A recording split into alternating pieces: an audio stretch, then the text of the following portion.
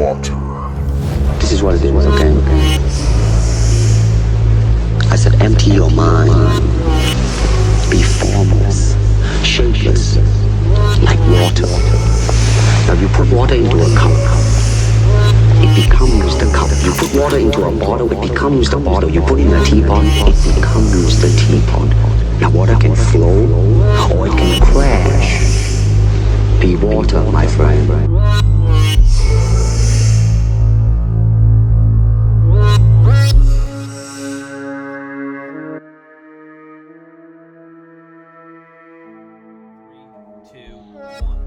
Welcome to the WaterBoyZ with Derek Lambert here and Dr. Luther G. Williams. We have a special guest here tonight.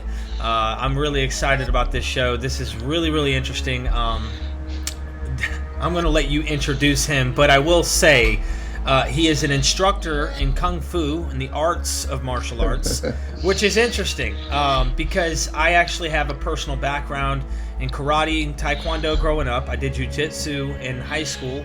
My father's a hand-to-hand combat trainer in the Green Beret and Special Forces, so we're familiar with that background, which is beautiful. And Luther, if you will take this and run with this, because this is going to be an interesting show.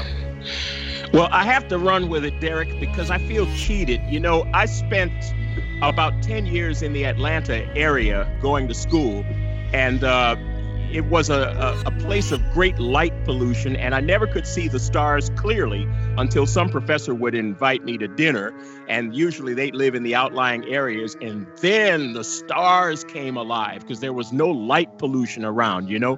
And there's this song I used to listen to called "The Night the Lights Went Out in Georgia."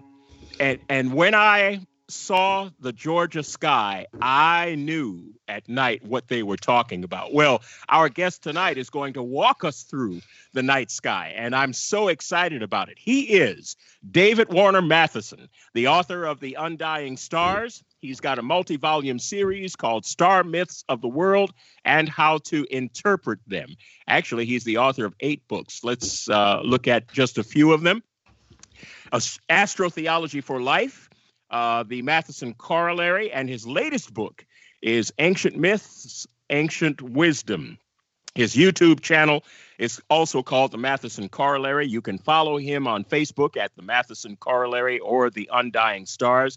He's got 2 Facebook sites. His Twitter account is David W. Mathisen, and his website is starmythworld.com. Just run all that together, starmythworld.com. And there you'll find videos, book samples, podcasts, and a voluminous blog. So we are delighted to have with us David Warner Mathisen. David, welcome to the podcast. Thank you very much, Luther. It's great to be here. I'm looking forward to talking with you and Derek. So, yeah, I appreciate that intro. And can you see me okay? I'm trying to make sure that I'm on the screen. I'm trying to lean over. Are we all 3 on the screen together? Good. I think I see Derek and you, David, but it doesn't matter too much right now. So, hey, I'm just happy to that as long as you're on the screen, I'm happy, man. I mean, your website is out of sight. Really, really great. One of the things that keeps popping up, you know, you go there, the images are fantastic from all around the world, and Derek can attest to that. And it tells you repeatedly that virtually, and this is a quote really from the website, it says, virtually all of the world's myths, scriptures, and sacred traditions can be shown to be based upon a common worldwide system of celestial metaphors. So we're going to get right into that. But the first question I'd like to ask you, David, is how did you get into this area of study? We know that you grew up loving myths and loving the stars, but what really was your entrance into this field? That's it is a long story that goes all the way back to when I was a child, and my dad used to take me out to see the stars, and I used to love the myths, like you mentioned, and had an opportunity to actually teach the Odyssey at the college level. But this was actually took place after that. Can you hear me okay? I'm getting a little feedback or something, actually. Can you hear me okay? A little bit of static coming from you, brother. Yeah, I'm not sure what started that. Okay. Let's see. I may have to switch to a better set of headphones if I don't think that would be the cause of it. You could try it if you'd like to just test it real quick. That'd be fine. Okay. Yeah, I'm not sure if it's on my end or if it's the Skype. Let me just make sure all my cords are plugged in. Sorry to ruin the flow, Luther. You had a great run-in, but we got a lot of static. A lot. Here. Yeah. Oh, hey, Dave, I'm sorry. I can't hear much of the static, but we'll get it back. Do me a favor, Luther. When you started speaking, it silenced. Do me a favor. If it comes back on, test it out by hitting mute on yours, Luther, just to see if it might be coming from your source. I don't know, but we'll test it. Yeah. We'll test it. Yeah, you're right. Okay. When I'm not speaking, I'm muting. You got it. All right. So, yeah, but really it was much later that I really started to see the connection between the myths and the stars. And I've talked in other interviews as well about a book called Hamlet's Mill, which was published in 1969. And I learned about it from reading a book by Graham Hancock. Graham Hancock and other authors reference Hamlet's Mill a lot, talking about how important precession is and some of the research that they're doing. And Hamlet's Mill really talks about this vast ancient system. And we'll get into that a little bit. I've got a quotation. I put together a little presentation to illustrate some of the points that I talk about. But they talk about there's this vast ancient system that included myth, but it also included things like number and music and time. And it all seems to fit together. But what we have is a ruin of this system. But they were talking about how all the myths, Greek myths, myths in the Americas, myths from the Maya, from the Pacific, were reflecting pieces of this system. But it was like they used the metaphor of a mist painting, Chinese mist painting, that technique where they just kind of show a little piece here and then a little bit there, and the rest is, your imagination fills in that it's all covered with mist. Well, that's kind of what they said we have of this ancient system. We can see a piece here and there, but the connection between it all is missing. And that really fascinated me because, as I mentioned, I was really interested in the stars growing up and in the myths. And but the thing that troubled me was they also talked about the Bible being based on this same system. And I was taking the Bible literally at that time. I was really taking the Bible seriously from a literal perspective. I was like when I went to grad school, I did not do any studying on Sunday. I would only read the Bible or commentaries on the Bible on Sunday. And so when they suggested, that the Bible actually connects in with all these myths as well, I would kind of skip over that part in my mind and say, well, obviously they don't understand that the Bible is, in a different category. But some of the things that they talked about, like Derek, you've mentioned seeing some of the things that I talk about with Samson and the jawbone. That was the one that really started to get my interest. And they talked about how there's a lot of things in the Samson story that are difficult to take literally. For one thing, he ties together the tails of two foxes, like 300 pairs of foxes, and puts a firebrand or a torch in between each tail and sets them loose in the fields, the crops of his enemies. And the author said, the tying together 300 foxes in one night is probably pretty different. That's a pretty long night's work.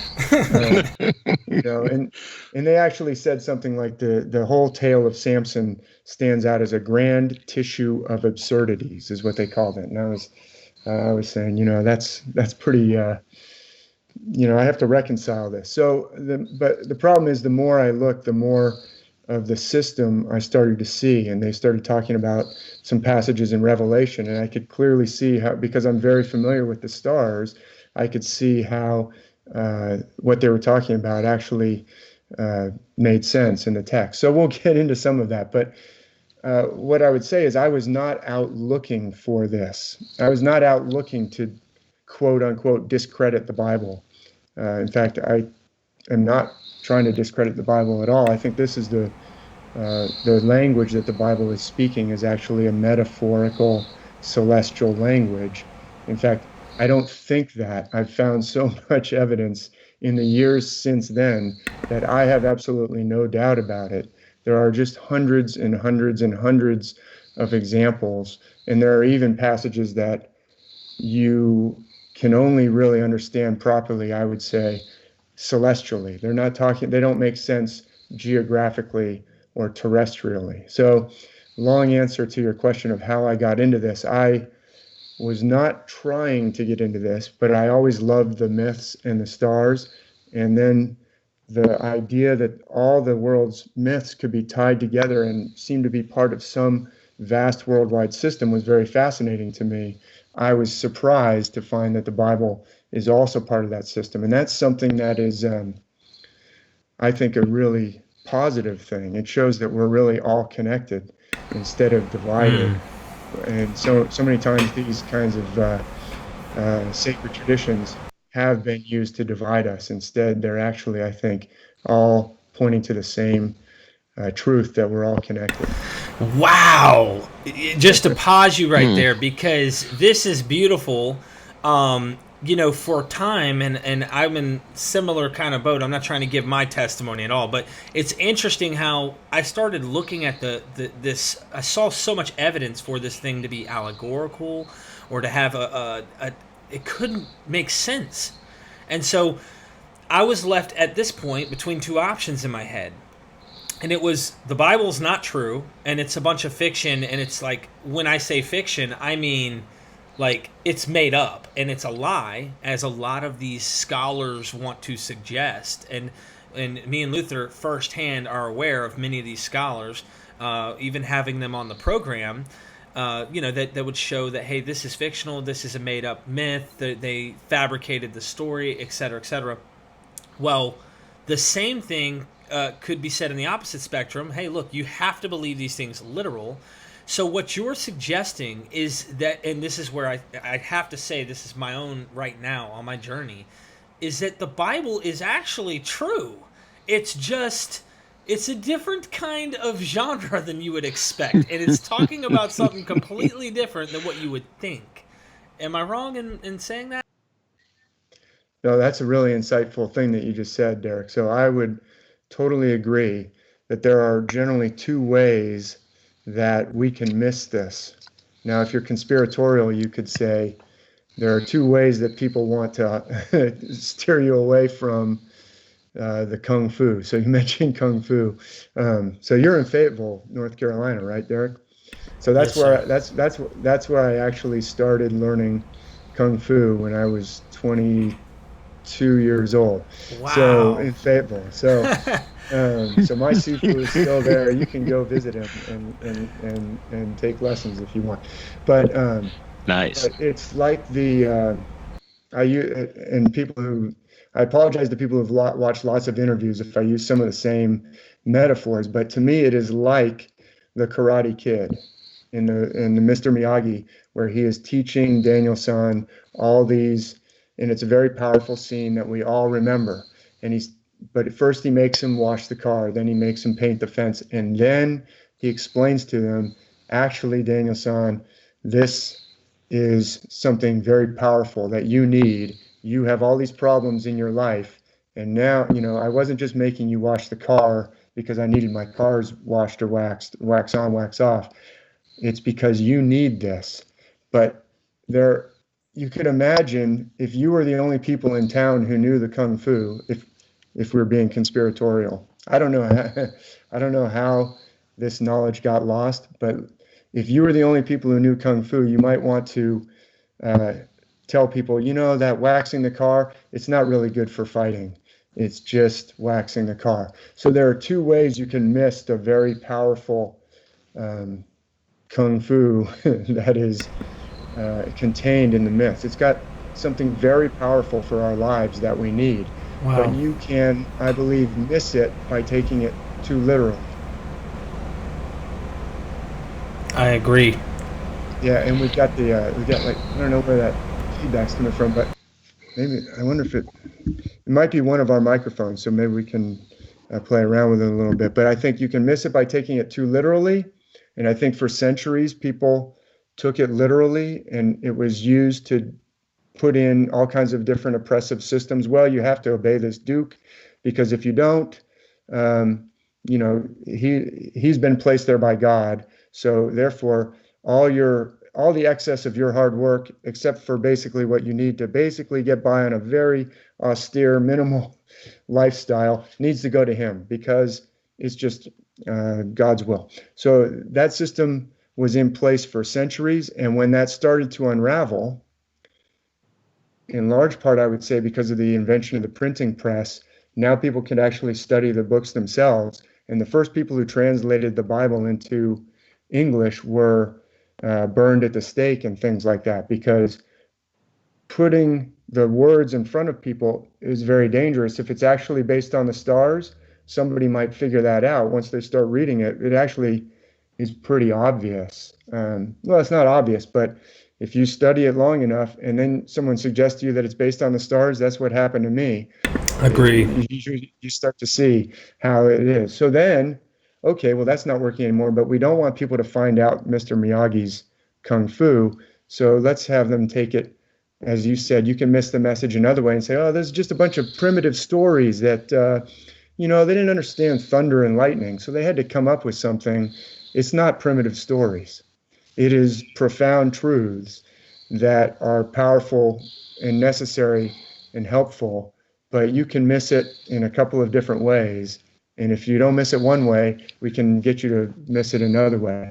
Now, I'm not saying that necessarily there's a conspiracy, but there are two ways of missing the message. And I believe that the original intention, if you're trying to listen to a message that someone's giving to you, it's best to listen in the language that they're actually speaking. And I believe they're speaking an esoteric, metaphorical, celestial language, not a literal language. David, will you rescue for us this word myth, which is so central to what you're doing? Because in the minds of many of the listeners, and in my mind for a long time, a myth meant a lie. It meant something not worth our time and thought, something born of ignorance. But really, life is a myth, isn't it? I mean, life is full of comedy and drama and horror film and action adventure film, part documentary, part cartoon. So what is it about a myth that is worth paying attention to and that makes it as great or maybe even greater than history? Yeah, I'm glad you brought up that point, Luther. So the word myth is often used, just like you said, there's this common myth. And okay, so we use it that way. But obviously what I'm talking about are these ancient traditions, these first instructions. I believe Peter Kingsley, I'll refer to him towards the end, is an author that actually a reader reached out to me and said, hey, have you read Peter Kingsley? And he says, every culture received these original instructions all around the world, and they are very ancient. And that's what I'm talking about. But they're in the form of stories. They're in the form of myth or sacred stories. Sometimes they're in scripture, meaning they're actually written down in ancient India. Obviously, the Bible is what we call scriptures because they're written. A lot of times they're passed down orally. But we wouldn't say, let's imagine, let's relate to the movie The Matrix, right? The Matrix is a cult classic. Everybody knows The Matrix. And there's Neo, and he has to wake up, and Morpheus has to give him the choice of the red pill or the blue pill. And when you walk out of the movie, nobody turns to each other and says, that is such a lie. I don't think Neo even lived in that city. I mean, we would say, your friend would say, dude, what's the matter with you? That was a fantastic movie. That movie was great. I learned so much from that movie. There was so much truth in that movie. And you say, yeah, but I don't think it's real. I don't think I don't think they really have those ships that go underwater in the sewer system or whatever. And your friend goes, it's just, and you go, it's just a myth, it's just a lie. And he says, but there's so much truth in it, right? So it's a myth is actually, in Luther, as you said at the end of your intro to this question, it's actually more precious. As this is a quotation from Alvin Boyd Kuhn, who I reference a lot. He lived from, I believe, 1880 to 1963, and he said, "These stories are 1,000 times more precious as myth than as literal history." And he says somewhere else, there's a reason. Because if you're taking it literally, you say, well, yeah, I know. In order to wake up, I guess I need to go to that city where Neo lived, and I need to cut my hair like Neo in the Matrix. And your friend would say, and you go, what city was that? Maybe we can watch it 1,000 times and figure out from the buildings which city Neo lived in, so we can go there and wake up like Neo also. And your friend would say, dude, that's not the point. So if you understand it as a myth or a metaphor, Alvin Boyd Kuhn said this. He said, don't fall too much in love with the story itself. If you take the story so literally, you will think it's about someone else instead of being about you. But if you understand that this is actually about each and every human man and woman, that's what Alvin Boyd Kuhn also said. I'm throwing out some of his quotations, but he said, the scriptures and the ancient myths are not apprehended or grabbed. You don't grasp their meaning until each and every man or woman sees himself or herself at the heart of it. It's not about someone else.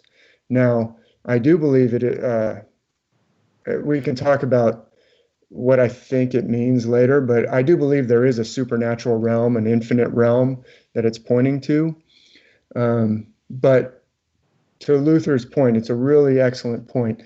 Sometimes this word myth might get in our way. So call it whatever you want. Ancient sacred stories, sacred traditions, they were given, they're present in every culture of the world. The Native Americans have their original instructions.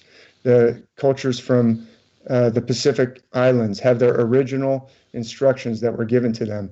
Every culture had these original instructions.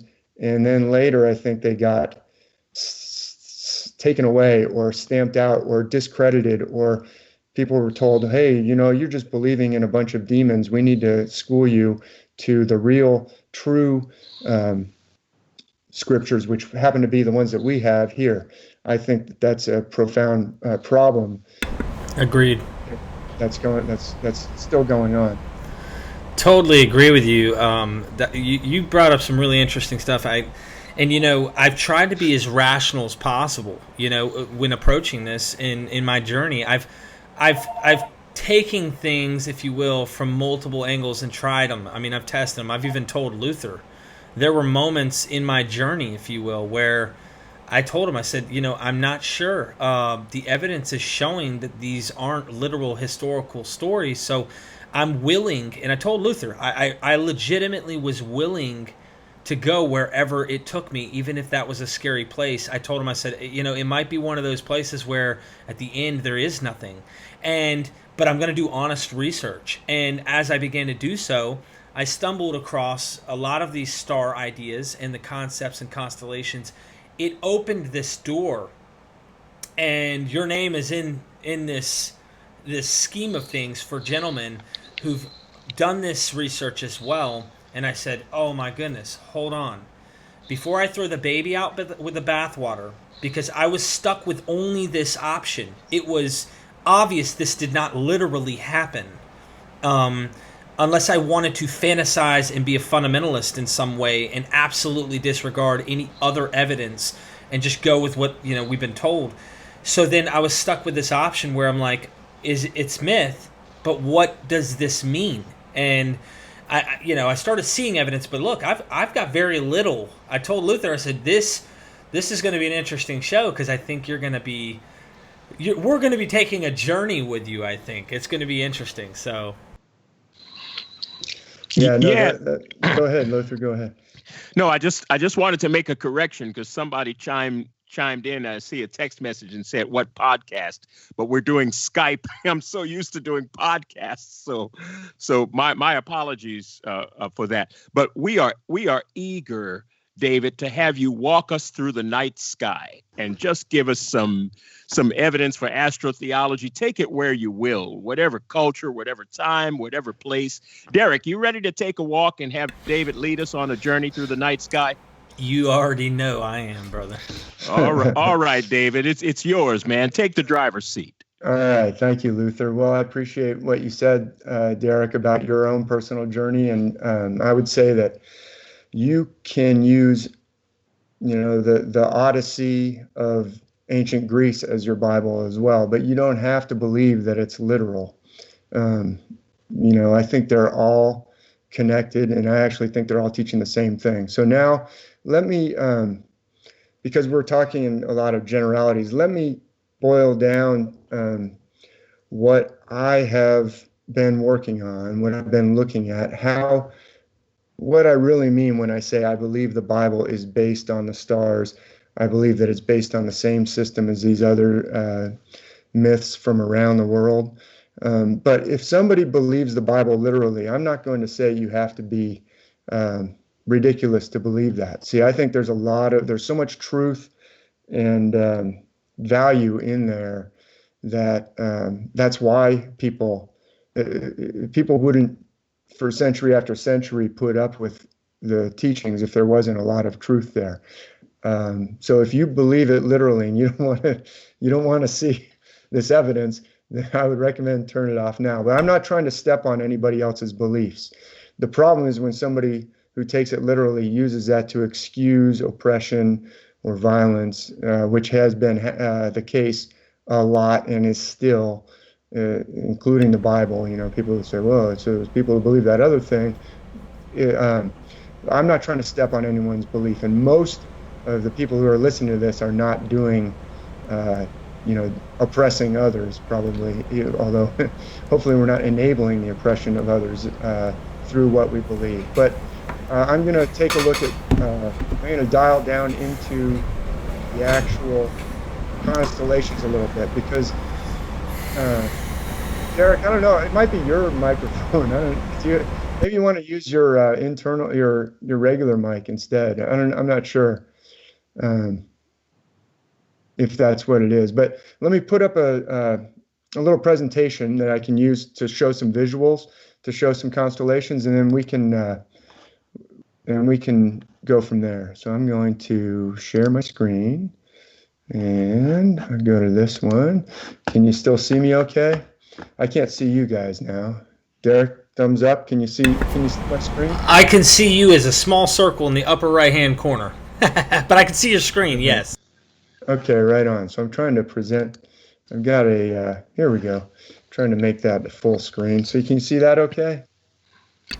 Yeah, we got that. Star Myths of the World. Right on. So I'm going to just zoom down into, I just wanted to give right up front, and we've already touched on this. I don't have a lot of words on this presentation. It's mostly pictures, but kind of 5 big points to zero people in. As I've already said, I am finding evidence that all the world's ancient myths and scriptures are based on esoteric celestial metaphor. We could talk about the definition of esoteric, but let's talk about the celestial metaphor. I believe it's the same system found worldwide, so they're all closely related. I do believe they're designed to convey profound truths. This isn't, quote unquote, like primitive groping of early humans after, trying to figure out why there's a solar eclipse or why there is a volcano. Some people would argue that's what this came from. I would say there's a lot of reasons to believe it started with profound spiritual understanding. You don't make the metaphor. You can't make the metaphor pointing to something higher if you don't already know where you're trying to point somebody. Mr. Miyagi had to know karate really, really well before he could say, I know, waxing the car would be a good way to teach this. So it's profound. It's not primitive, so to speak, quote unquote. And it's not about someone else, as I mentioned. This is quotation from Alvin Boyd Kuhn, that it's not apprehended in its full force and applicability until every man and woman sees himself or herself to be the central figure. So I want to just show some of these constellations. And the part of the problem of when I'm trying to explain what I mean to somebody is we don't really have in general, if I ask somebody, could you please sketch out the stars of Sagittarius or the stars of Capricorn on this piece of paper here while we're sitting, over dinner? Hey, could you just sketch out the constellation Hercules for me?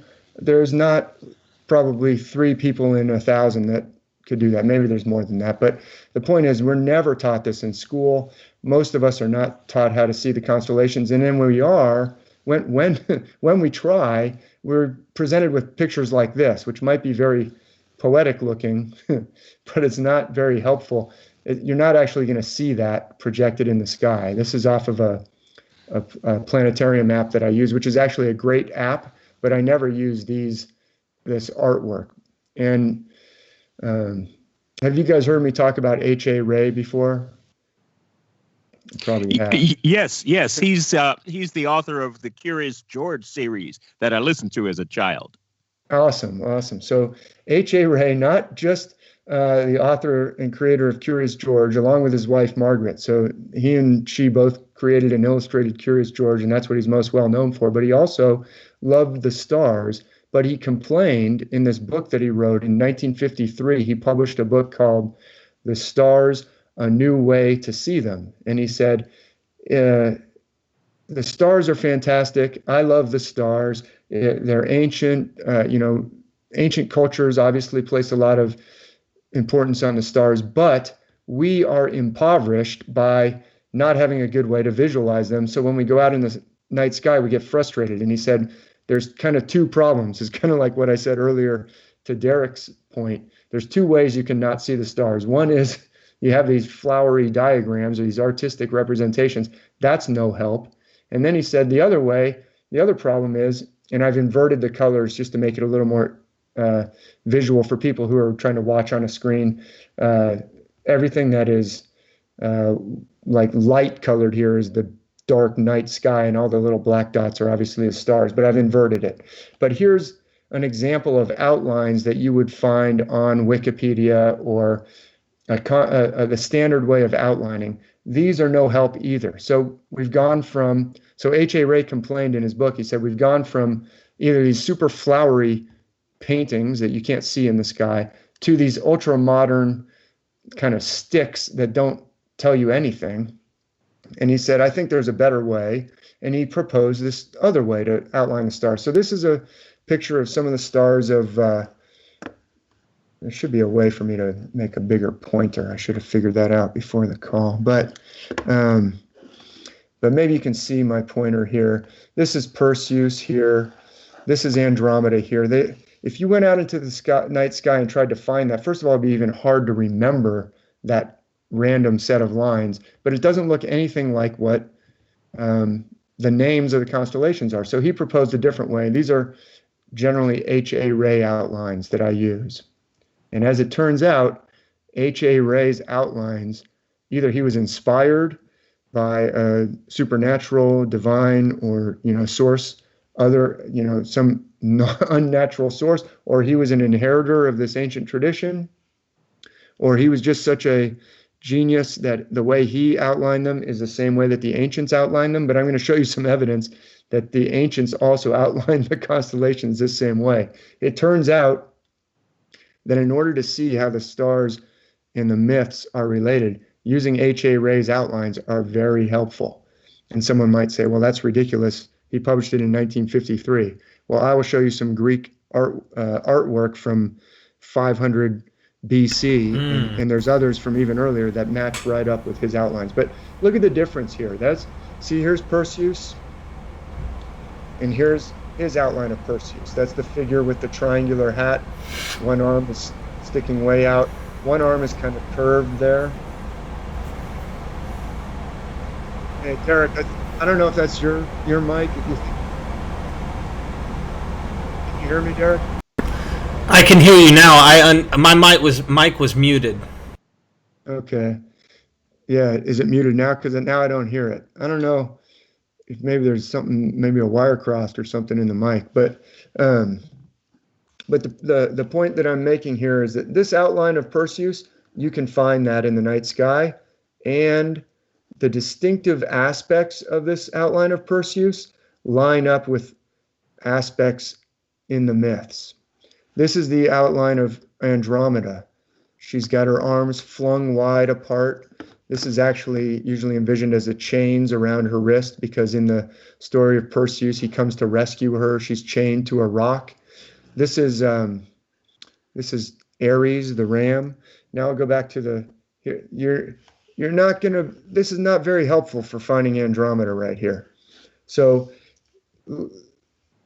these outlines are very important because they match right up with the myths. See how Perseus, I'm pointing here with this, I wish I could make my arrow a little bigger, but this foot is twisted. You see how he has a twisted foot? Mm-hmm. Yeah. Yeah. And he also has this hooked kind of hand. He looks like Captain Hook or something. Well, this hand, this hook, will show up in different ways. It'll be imagined in different ways in different myths, including in the Bible. Like in the Bible, when the first man and first woman are thrown out of the garden, there's an angel with a flaming sword that turns in all directions, who's placed at the east of Eden. The east is important because it's Perseus rising in the east with a sword turning in all directions. But in ancient Greece, this same sword, there's a comparison. So that's Perseus, in case you couldn't see my little pointer.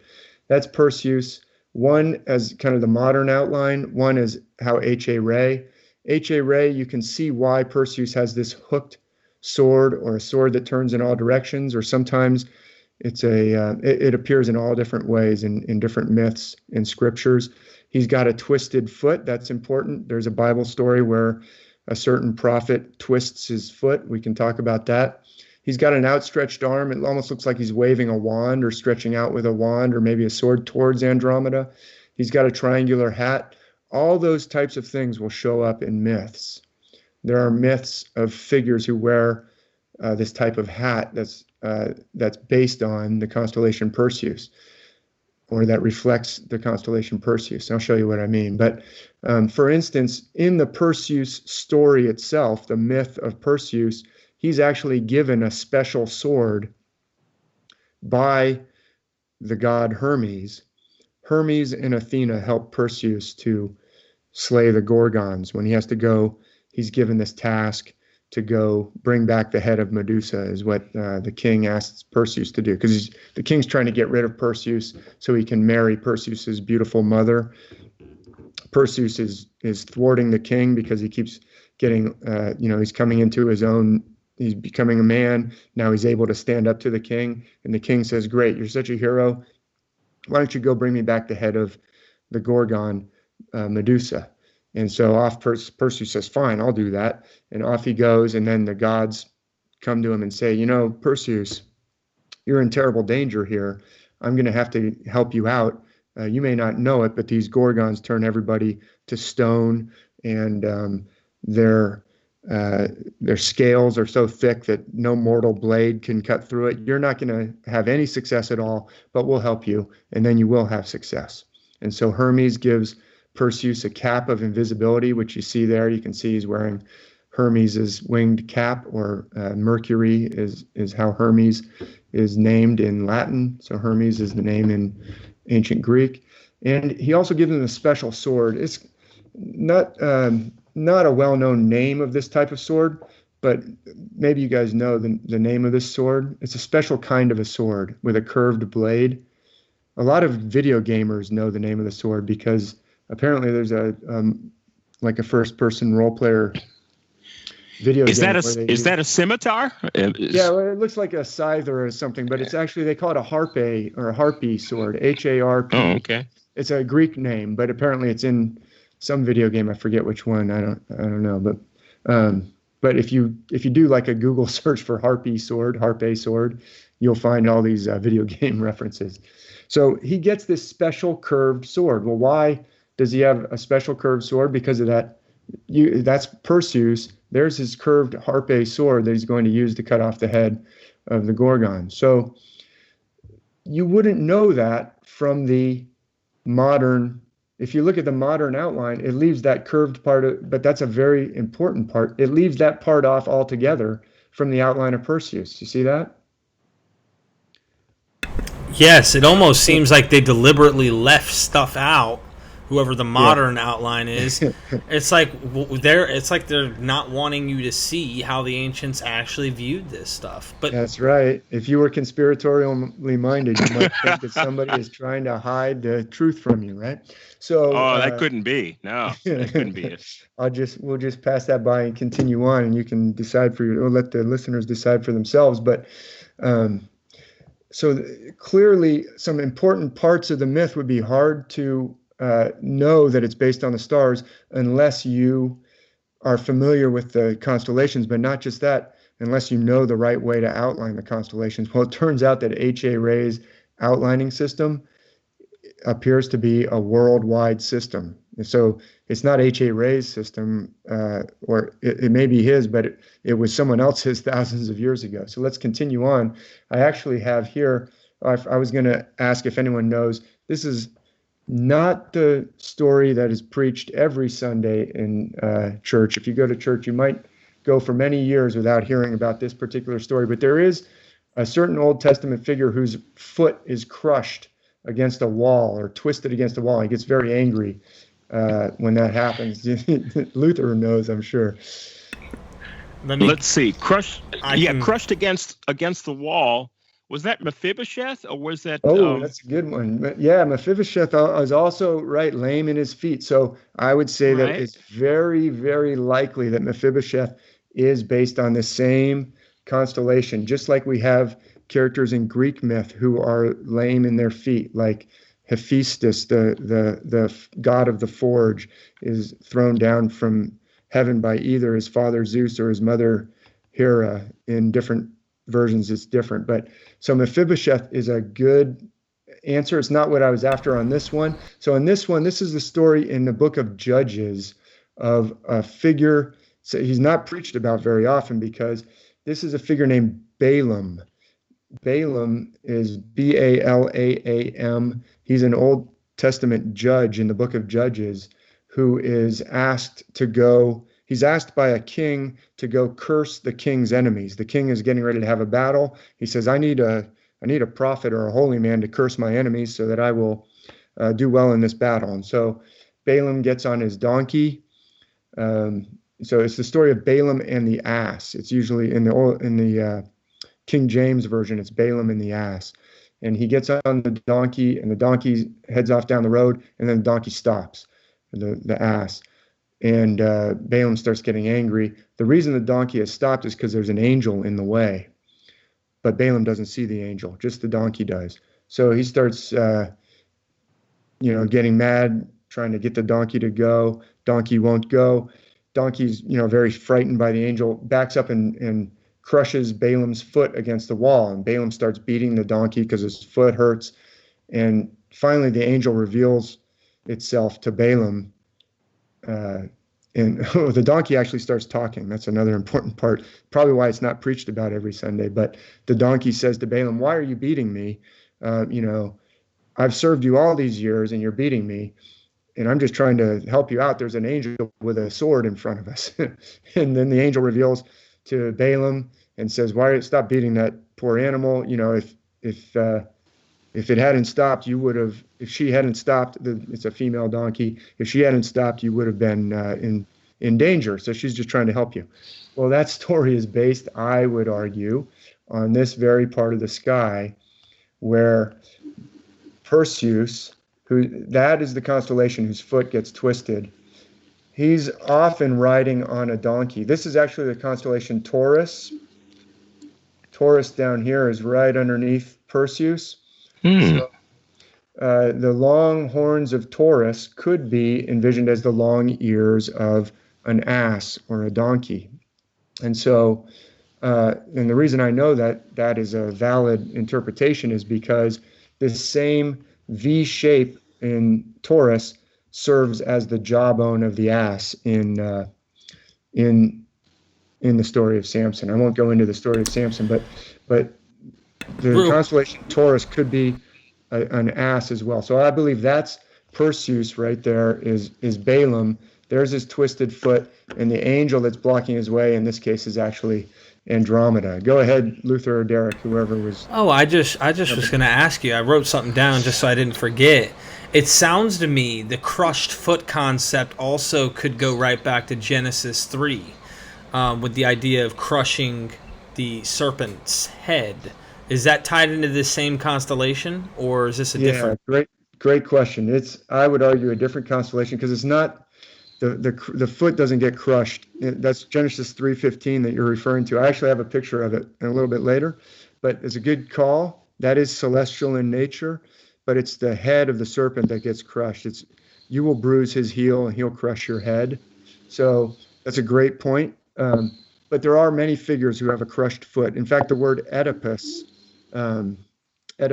in ancient Greece has to do with, it's just like octopus, octopus is 8 feet.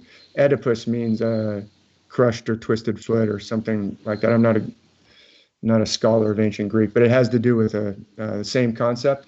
So anyway, I'm just showing this. I don't want to get bogged down on the story of Balaam and the ass, but when I say all the stories can be seen to be related to the stars, I'm trying to show you have to know the constellations. They're not hard to learn. You can read H.A. Ray's book, The Stars, A New Way to See Them.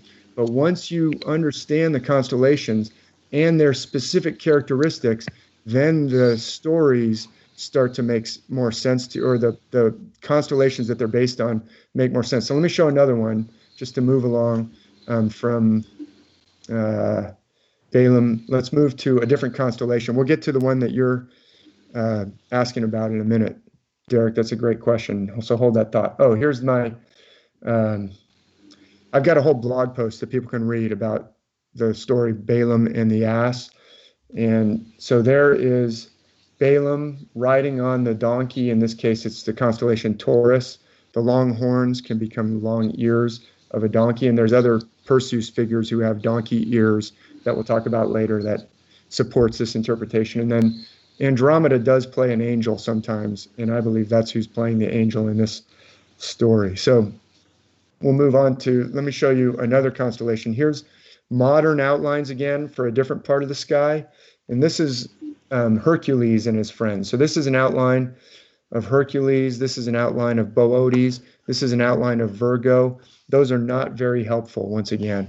Although the outline of the Big Dipper is fine. There's your Big Dipper right there. But so sometimes the modern outlines aren't terrible. Like this is, sorry about that. Let me go back here. This is the great Swan, Cygnus. That's not a bad way to outline Cygnus. I would connect these lines, but let me show you the H.A. Ray. Sometimes I deviate a little bit from H.A. Ray, but in general, I use H.A. Ray's outlines. This is kind of how I outline Cygnus, slightly different than H.A. Ray, because these two triangles are really easy to see in the night sky, and you can see them right now, actually. But what I'm trying to show right now is this constellation Hercules. Right here is the constellation Hercules. Here's the way you'll see it outlined on like Wikipedia or on an iPhone app. Not very helpful. That outline actually, that outline can be helpful. Sometimes the myths will use different ways of envisioning Hercules in particular, a couple different ways. But what I want to show is this way of outlining Hercules as a powerful figure, kind of lunging forward, brandishing a sword over his head. See how that is? You wouldn't get that from this outline of Hercules. You wouldn't get that. But that outline right there is very, very helpful for understanding a lot of myths. Hercules is a really important constellation. Also, you can look at Boötes. That's the constellation that's over here in front of Hercules. That's how H.A. Ray outlines Boötes. There's the modern outline is terrible. You'd have a hard time finding that in the sky. Or same thing down here. Oops, sorry about that. My mouse is too sensitive. This outline of Virgo doesn't really help you see how Virgo is, a reclining virgin or maiden or beautiful woman. But and I'd never be able to find her sheath. In her left hand, she's got a sheaf of wheat. I can hardly see it in that outline. Right. That is a beautiful constellation called Coma Berenices. It's an important one as well. And you're right, Luther. So her hand, that's an important point you're bringing up. See, she's got this distinctive outstretched arm. That's one of her most important aspects, or one important aspect of this very important constellation, Virgo. But you could envision another line from her hand to the bottom star in the constellation Coma Berenices, and then she would be holding that sheaf, which is an important aspect of the constellation Virgo. So great point. So let me show you some ancient pottery that relates to this outline of Hercules, because it's, I think, really easy to see in these ancient Greek vases. So here's the comparison again. On the left is the modern way that you'll still see this on Wikipedia or on different planetarium apps. On the right is the H.A. Ray method. So now let's look at a couple. Here's an ancient vase. That's Hercules. Look at how he's brandishing that club over his head, right? Mm-hmm. And he's also reaching out in this pottery. He's being depicted as fighting some Amazons, some warrior women, and he's reaching out. He's about to grasp the helmet crest of that one Amazon in front of him. And what's really interesting is right in front of Hercules. So now I've just put up the stars over here on the left. If your audience can see that, you can see how the outline of Hercules, he's got, one leg behind him. He's got his one arm overhead, and then his other arm is reaching down. You see in front of Hercules, there's this beautiful little arc of stars. You see that I'm kind of pointing to? That's called the Northern Crown. It's a pretty easy to see constellation. Well, you can envision Hercules. Like I said, you can add another line in your mind, and the ancients obviously did. In some cases, Hercules will reach out and grasp something that's associated with the Northern Crown. In this case, this curved arc of the helmet. Sometimes it's a discus that he's throwing. Sometimes it's the horns of a bull that he's fighting, or a horned river god that he's fighting. But often in the myths, you'll see a figure who's associated with Hercules reaching out towards that arc of stars. So let me see what we have here. Oh, okay. I'm going to zip through one more constellation just to show you. Here's another terrible modern outline for, this is the constellation Sagittarius. Now, actually, they've outlined, this part of Sagittarius is very visible, and sometimes it's called the teapot in modern, it's kind of an informal part of the constellation Sagittarius, and those are the brightest stars of Sagittarius, the teapot. But you wouldn't really be able to understand any of the mythical aspects of Sagittarius with this outline. But let me show you how H.A. Ray has Sagittarius outlined. This is a big difference. So now you can see why Sagittarius carries a bow. Mm-hmm. And we'll get to some biblical and other mythological connections of this constellation. But if you don't know the constellation Sagittarius, then when I start telling you, or when I start trying to explain to people, all the Bible and all the myths are based on the stars, it's really hard to understand what I'm saying unless you see this. So that's why putting it up on these visuals hopefully will help people understand what I'm talking about. But Sagittarius is pointing the bow right towards this constellation of Scorpio. So here's how H.A. Ray outlines Scorpio with the two pinchers here. So you can see Scorpio is a pretty long, it's a very large constellation in the night sky. Beautiful, very beautiful, dominates the night sky in the summer. H.A. Ray makes those two claws, but actually I will often outline it with multiple heads, because in many, many myths, Scorpio will play a monster with many heads, like when Hercules or Heracles, the hero, Heracles battles the 9-headed Hydra. I believe he's battling Scorpio. But in the Bible, we have a 7-headed dragon, in the book of Revelation. That would be the constellation Scorpio with multiple heads. So in different myths, sometimes it's 3 heads, sometimes it's, see, here's a modern outline of Scorpio. It's not terrible. It kind of leaves off the barb at the end of the stinger tail. Let me show you. But you can see there's 3 really bright stars. So in some myths, this constellation will have 3 heads, like the 3-headed dog at the entrance to the underworld in the Greek and Roman myths.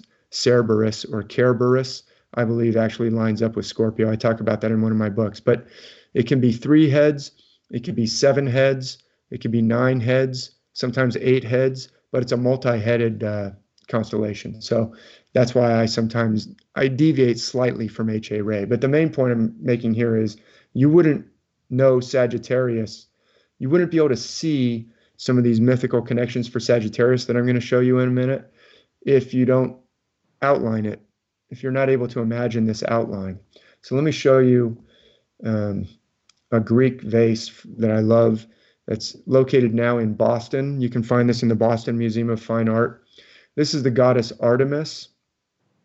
I think this is one of the best examples I can show of how the stars and the myths visually, how you can see that the system that H.A. Rey was proposing is actually very ancient. This is a 5th century BC vase, a bell crater. It has big handles on either side. I've been to see it in the Museum of Fine Art in Boston. I was really, really happy to get to see it in person. This is Artemis slaying the unfortunate youth Actaeon, who's being torn apart by his own hunting dogs. He accidentally stumbled.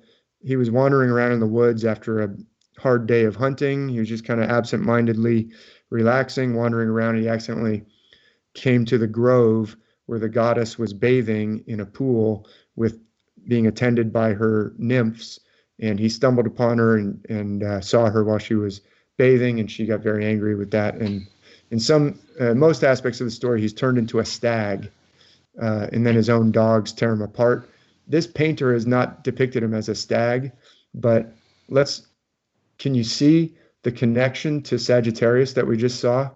Let me put up some stars here. There's the constellation Sagittarius as H.A. Rey outlines Sagittarius.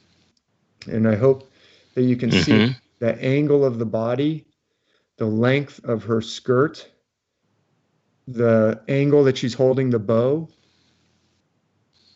Even there's a little plume on top of the head of Sagittarius. If you look over here, there's a line of stars that go up from the head of Sagittarius. And look, the ancient artist has even put a plume right here. I don't know if it's her quiver of arrows or what that is, but behind the goddess, there's this plume with a tassel on it. All these points of connection between the goddess as depicted, even the angle that she's holding her bow, and the stars in the night sky. I would even argue that this arc here of the tail of this dog would match up with the southern crown. This is the southern crown right here. But the ancient artist has actually chosen to depict, I would argue, Actaeon in the guise of Scorpio. Same general body angle. The arms kind of outflung make that delta at the head of the Scorpio. I would say that he is depicting a Scorpio kind of posture for Actaeon. Now, somebody might say, oh, that's a stretch. Okay, maybe, but look, are you telling me that that's a stretch to Sagittarius?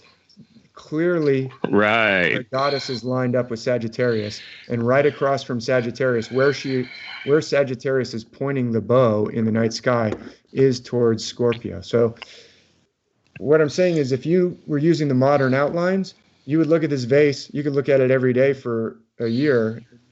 I think that it relates to the stars.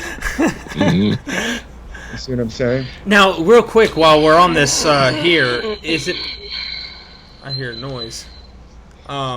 Is it possible what we're looking at here is also in the story of Judas Iscariot and this idea of Scorpio being Judas? I mean, I've heard that said before. Are we jumping too far ahead? Well, I wasn't actually going to. I don't have any pictures of that, but let's ask a question. How did Judas meet his end? Anyone know how he met his end?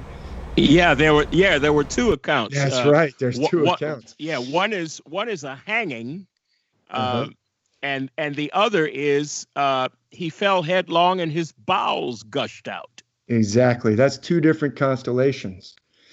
But which one do you think? So there's actually a funny anecdote that I've heard pastors say, or some pastors said. This is a reason why you don't just open up the Bible to find inspiration. You open up and look at the first verse you read. So a pastor was saying, well, some people have said, well, when I get into trouble, I just open up the Bible and I follow the first verse I read. And the pastor said, now there's a gentleman who did that, and he opened up the Bible and the first verse he saw was Judas hung himself. Judas hanged himself. And he said, oh, I don't like that verse. I'll open up to a different one. So he flipped through randomly and he opened up to a different verse and he put his finger on the page and it said, now go ye and do likewise.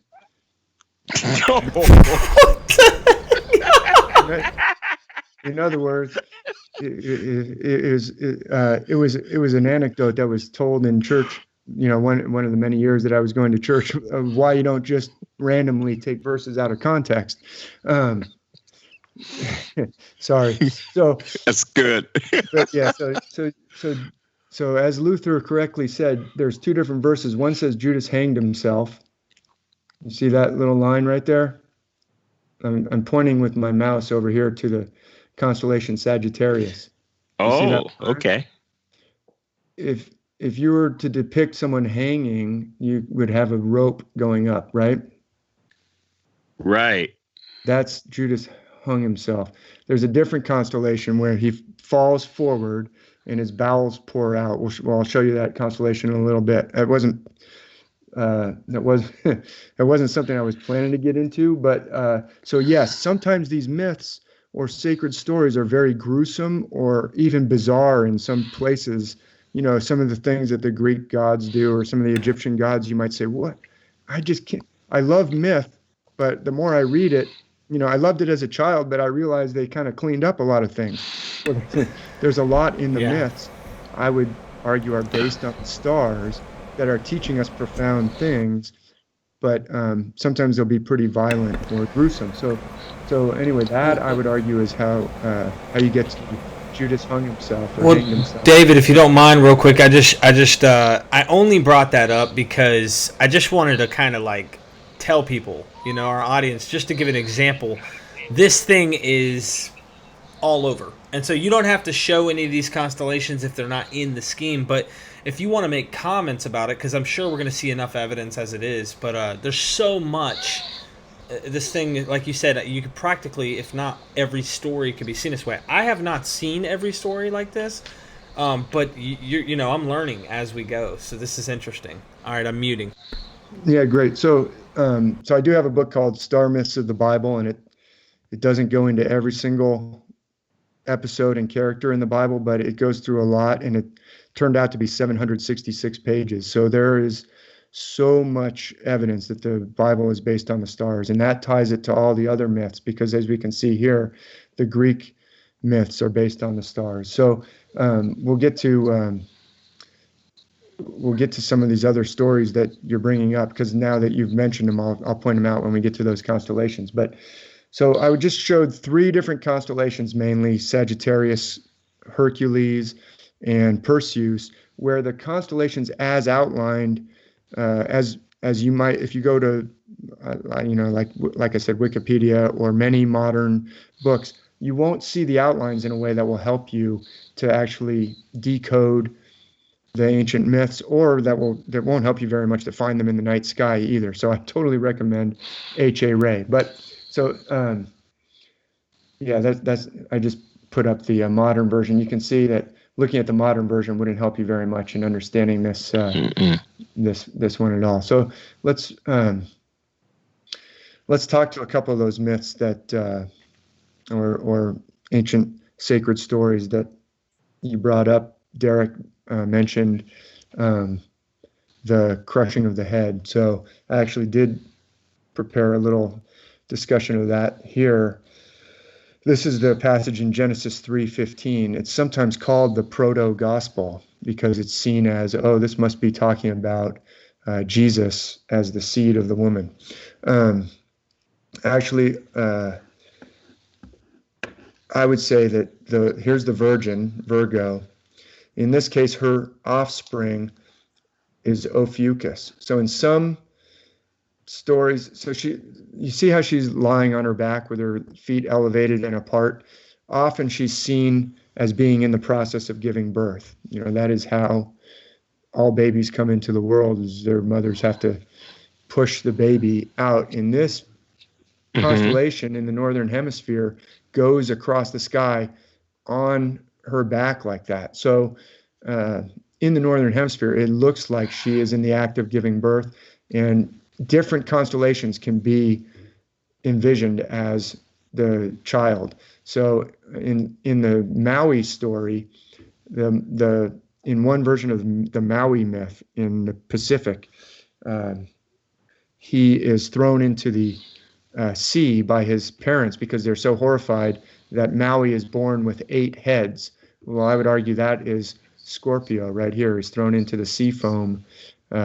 Scorpio, remember, has 8 heads. The sea foam in this case is the Milky Way. If you can see my mouse, I'm pointing to I've outlined the Milky Way in red here. See how Scorpio has been thrown into the sea foam there. If this was not, I inverted the colors to make it easier for people to see because it's harder when the background is black and you just have the little white dots. But this is a lot easier to see, but obviously in the night sky, you'll be able to see the Milky Way just fine. It'll be this brilliant, shining band. Well, this is actually the brightest, shiniest, widest part of the Milky Way is right here between Sagittarius and Scorpio. So the offspring of Virgo could be Scorpio, or it could be Ophiuchus. Now, in this particular passage in Genesis 3:15, I would argue that Ophiuchus is the seed of the woman that is going to crush the head of the seed of the serpent. Actually, I think the serpent that talks to Eve, you can just see the tail of it. It's Hydra. But this is the offspring or the seed of the woman and the offspring or the seed of the serpent. Hydra has already disappeared. Hydra is this long serpent that's right underneath Virgo. So Hydra has already disappeared into the west. Remember, when the Lord throws Adam and Eve out of the garden, the first one that he addresses is the serpent. He says, you're going to crawl on your belly and eat dust. That's actually, he's going back down into the earth. He's sinking down into the western horizon. Then he throws out the woman. He turns to the woman next. Then he throws out the man. This is Boötes up here. That's probably Adam. He came from the dust. He came from the eastern horizon, and into dust he's going to return in the western horizon. Then we'll get the angel with the flaming sword will come up in the east after they've been expelled from the garden. But so I went into a little tangent, but that I would say that's the seed of the serpent. Is Scorpio is the offspring that's being stepped on by the offspring of Virgo. But you can see that bruising his head, biting his heel. Hey, David, in Luke chapter 10, Jesus has 72, some manuscripts say 70 disciples, and he sends them out 2 by 2, and he says this, which always struck me as a clear picture of Ophiuchus. He says, behold, I give you power to tread on serpents and scorpions. And he mentions both of them, serpents and scorpions. And Jesus is giving that power to his disciples. Isn't it interesting that there's a transfer of legacy going on and now the seed of the woman apparently is inherited by the disciples? What do you think of that? I think that's a great piece of analysis, Luther. I would definitely agree with you. I think Ophiuchus is an extremely important figure, and he does And Christ does match up with Ophiuchus in many, but not all stories. And I think that you're absolutely right. That quotation that I put up earlier about Alvin Boyd Kuhn saying, and these stories aren't really grasped or apprehended in their full force and power until we realize it's about us. This is actually something for us in this life. So I would absolutely agree with you. I would say it has an esoteric meaning. It doesn't necessarily mean that we can handle poisonous snakes. I know some people believe it means that, but I would say it's an esoteric meaning. But I think that's a wonderful interpretation that you've pointed out, and I would totally agree. It's celestial.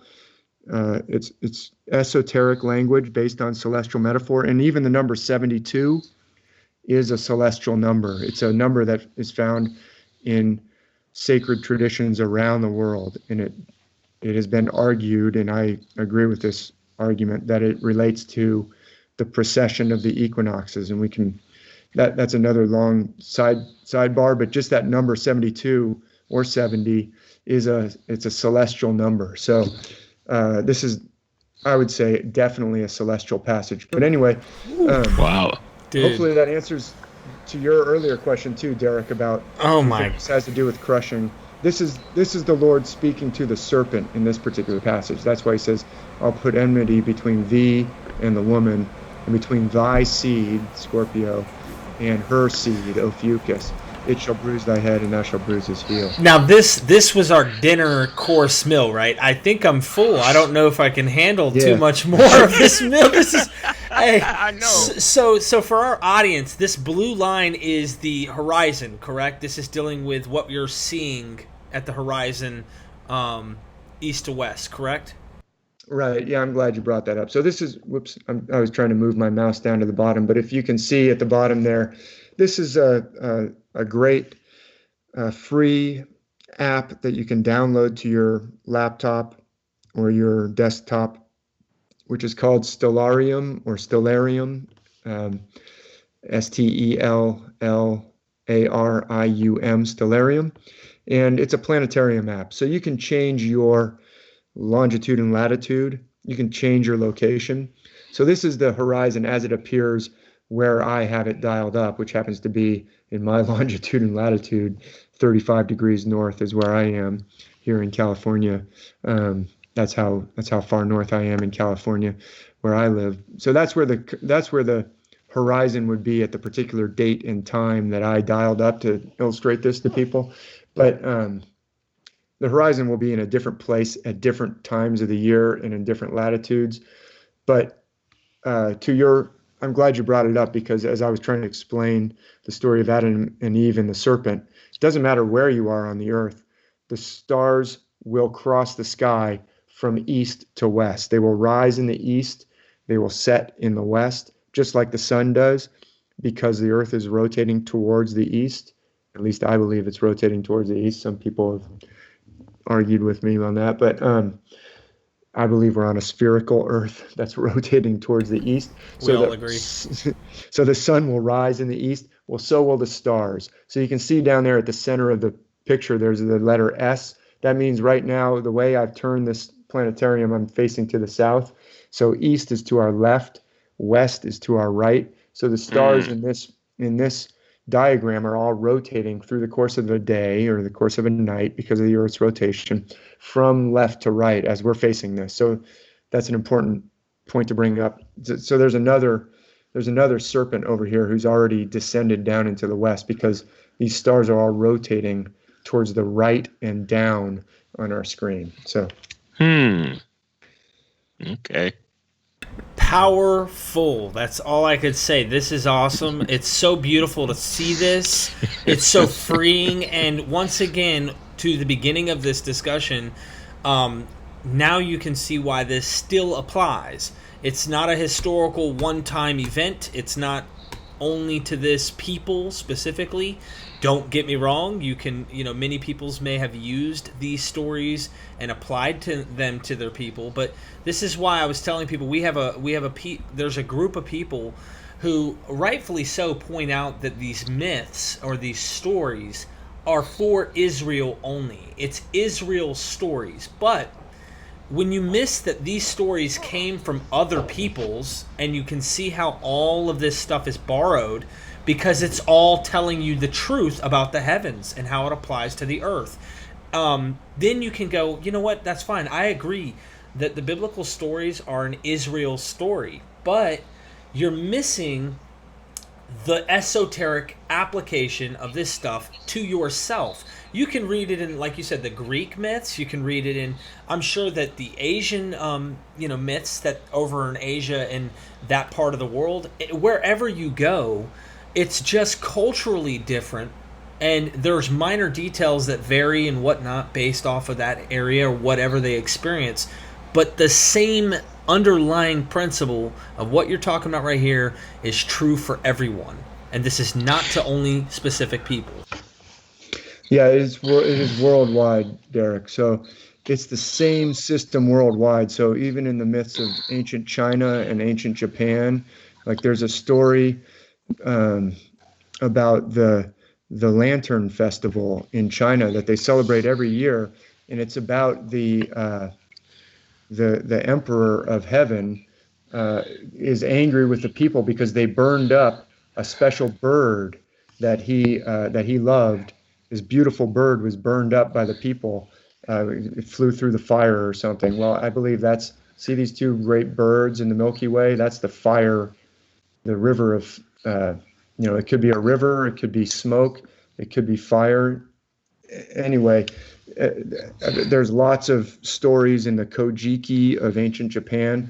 They're based on this same system. So let me just show you one other biblical one here so this is Genesis. Let me jump all the way to the book of Revelation.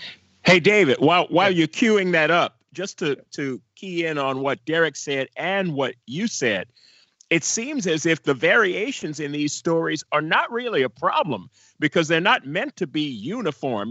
This stuff would drive literalists like Irenaeus and Tertullian and the early church fathers who were anti-Gnostic. It would drive them crazy because they say, you guys are coming up with all these variations of stories. It has to be a uniform truth. It's got to be the same thing. But what we're seeing are variations on a theme. Is that right? Right. So if you take them literally, then you do have a problem. And I've been asked this problem. When I was a literalist, I had some trouble with, the question of, wait a minute, if the scripture says that Judas hanged himself, then how did he also fall down in a field and his bowels spewed out, right? And, I guess, it could be reconciled by saying, well, after he hanged himself, then the rope must have broken and then he fell. But it's, oh boy. And then his bowels spewed out, and it's right. Okay, that could be. But it's not a problem if it is esoteric, if it is understood as a metaphor. So one that I like to use is the story of Achilles. And Achilles is a famous hero in ancient Greece, is in the Iliad, and in many aspects of the myth, he is rendered invulnerable to being killed by mortal weapons because when he was a baby, his mother dangled him in either, I don't know if you guys know, but there's a couple variations, either in a fire or in the river Styx. Either it's a magic fire or in the river Styx, but she dangles him she had to hold him somewhere when she dangled him in the fire, so she held him by the heel, right? That's why we have an Achilles tendon. That's where Achilles was held by his heel. Well, we don't find any record of ancient Greeks having a big argument over, well, was it a river Styx or was it a fire? Well, I'm from the camp. I'm going to be an Achilles was dipped in the river sect, and I'm dead set against people who are of the Achilles was dipped in a fire denomination, because I don't think they saw it as a problem. There were different versions of all these different myths, and it was not seen as a problem because it was esoteric. It has a meaning, but it's not a literal meaning. And it's the same thing with the book of Revelation. I think it's taken in all kinds of literal ways that are not helpful. Like this passage that I've put up here, some people think this is about, helicopters in the apocalypse. It's going to happen, and it's describing helicopters. That they didn't know how to describe helicopters, so they described them as, I don't know, like horses with tails like scorpions. This is from Revelation 9, and it's the smoke that arose from the bottomless pit. And you can see there came out of the smoke locusts upon the earth, and unto them was given power, as the scorpions of the earth have power. And the shape of the locust was like unto horses, prepared unto battle. And some people take that as, must be helicopters. And their faces were as the faces of men, and they had tails like scorpions, and stings in their tail. Look, if you're trying to take it literally, I'm not trying to actually, poke fun at people, because if they're trying to take it literally, they're trying to take it literally. But this was another passage after I saw the Samson passage that really, I was taking the Bible literally. And when Hamlet's Mill actually discusses this passage and says they must be talking about the Milky Way and the constellation Scorpio, and I said, oh, that actually makes a lot of sense. So if you look at this is the standard outline of Sagittarius. You can see that teapot right there. See the teapot outline, the teapot-like outline? That is actually very easy to see in the night sky. It's not terrible that they outlined the teapot there. Now, this is more useful for seeing the myths, but the teapot could also be seen actually as a grasshopper. This would be its head over here on the left. It could have two little antennas sticking up here. One leg here, one leg here. You see how, grasshoppers kind of fold their legs up? Can you see how that's a grasshopper? Oh, yeah. Wow. I could see. Mm-hmm. You see one leg arching over its back. You could this leg could actually, you could have the end of the leg sticking down here like this if you're looking there. Right. That's the locusts. So we have lots of locusts in the Bible. They're generally talking about this part of the sky right here. I would argue that is that constellation, Sagittarius. So we know that Sagittarius is often envisioned as a centaur with a bow. Sagittarius, if you look up Sagittarius, the sign, the astrological sign, is a centaur. So these are men with faces like men, tails like scorpions. They're like locusts, they're like scorpions. It's talking about this part of the night sky. The smoke arising from the bottomless pit would be the Milky Way, because this is the brightest part of the Milky Way. And even they have crowns on their head. Here's Sagittarius here. You see the southern crown right there. On their heads were crowns like gold. Here's the scorpion tail. They had long hair like women. You see this up here that we've been talking about. Even in there's some stories of like Greek myths where Achilles was dressed as a woman when he was a child. His mother would dress him as a girl because she heard from the oracle that he was going to die in battle, so she would dress him as a woman. So Sagittarius is often a constellation that will play both a male or a female figure, see, because of the long skirts. So sometimes Sagittarius, all these constellations will be sometimes a male figure, sometimes a female figure. But let me show you how it sometimes also looks like a horse or a centaur. You could actually, I've drawn another line in here. This is how I believe Sagittarius lines up also as a centaur. So I'll take that line away. Maybe your viewers can see, there's a little star right here. So H.A. Ray doesn't outline it this way, but I believe that this long body that usually looks like a skirt, the way H.A. Ray has it, looks like a skirt, that could be the body of the horse, of the centaur. There is another constellation called Centaurus, but we know that Sagittarius is envisioned as a centaur because astrologically, the sign of Sagittarius looks like a centaur. Well, as H.A. Ray outlines it, it doesn't look like a centaur, but there are nearby stars that make sense. If you connect that line, then now we've got a human torso with a horse's body. Here's the horse's legs, and there's even stars. There's even stars for the tail. Actually, Wow. I didn't draw them in, but there's a little tuft right here. There's 4 little stars kind of in a little diamond, and there's your centaur. So I would argue that that is what is going on in this passage in Revelation. Woo! So Nice. yeah, there's lots more. I mentioned Hamlet's Mill. I just wanted to finish off this little segment, and we can go back to just our faces talking if you want. I've got more stuff to show, but we don't have to. There's no particular distance we have to go on this marathon. I'm just showing you some examples, but this is a really haunting quote that I love, quotation from Hamlet's Mill. This book was really instrumental in kind of starting me on this path. And on page 4, they say, "The dust of centuries had settled upon the remains." This is how ancient it is. "The dust of centuries had settled upon the remains of this great worldwide archaic construction when the Greeks came upon the scene.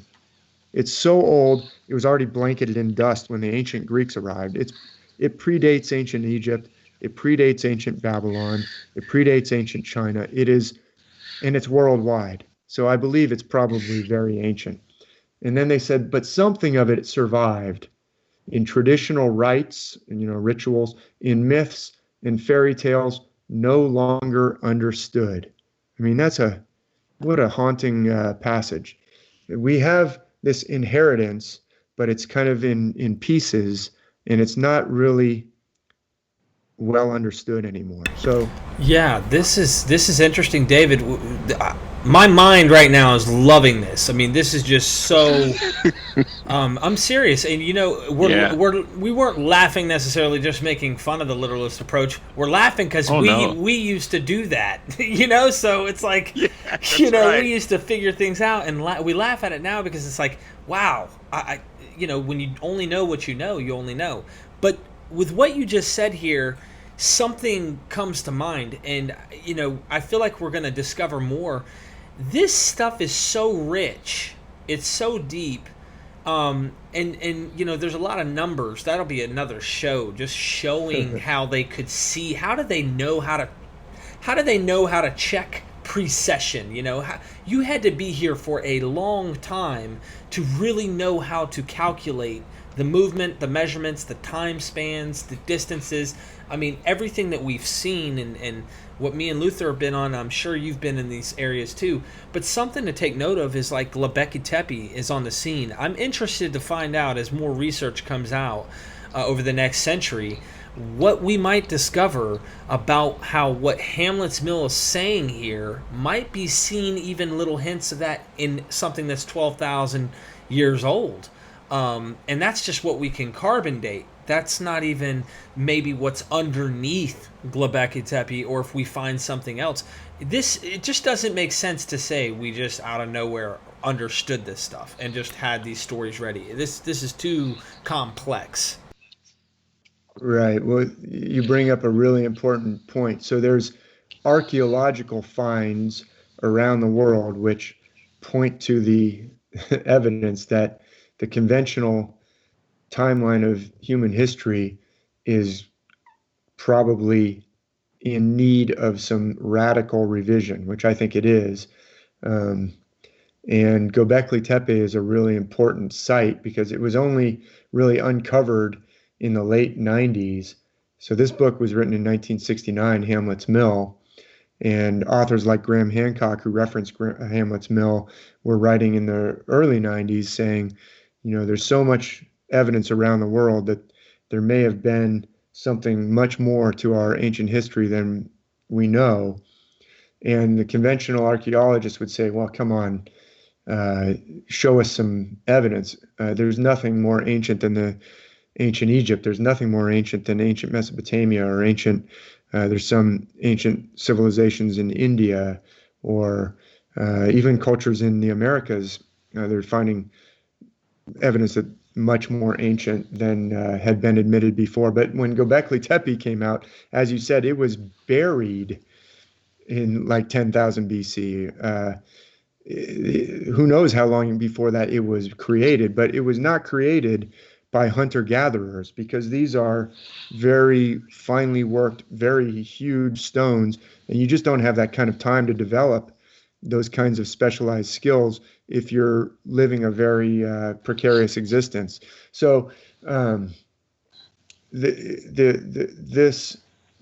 believe there was probably some very ancient culture. I don't know if it was a civilization or what it was, but it was very sophisticated spiritually, very advanced, apparently had advanced astronomical knowledge, and then something happened to it, probably catastrophic.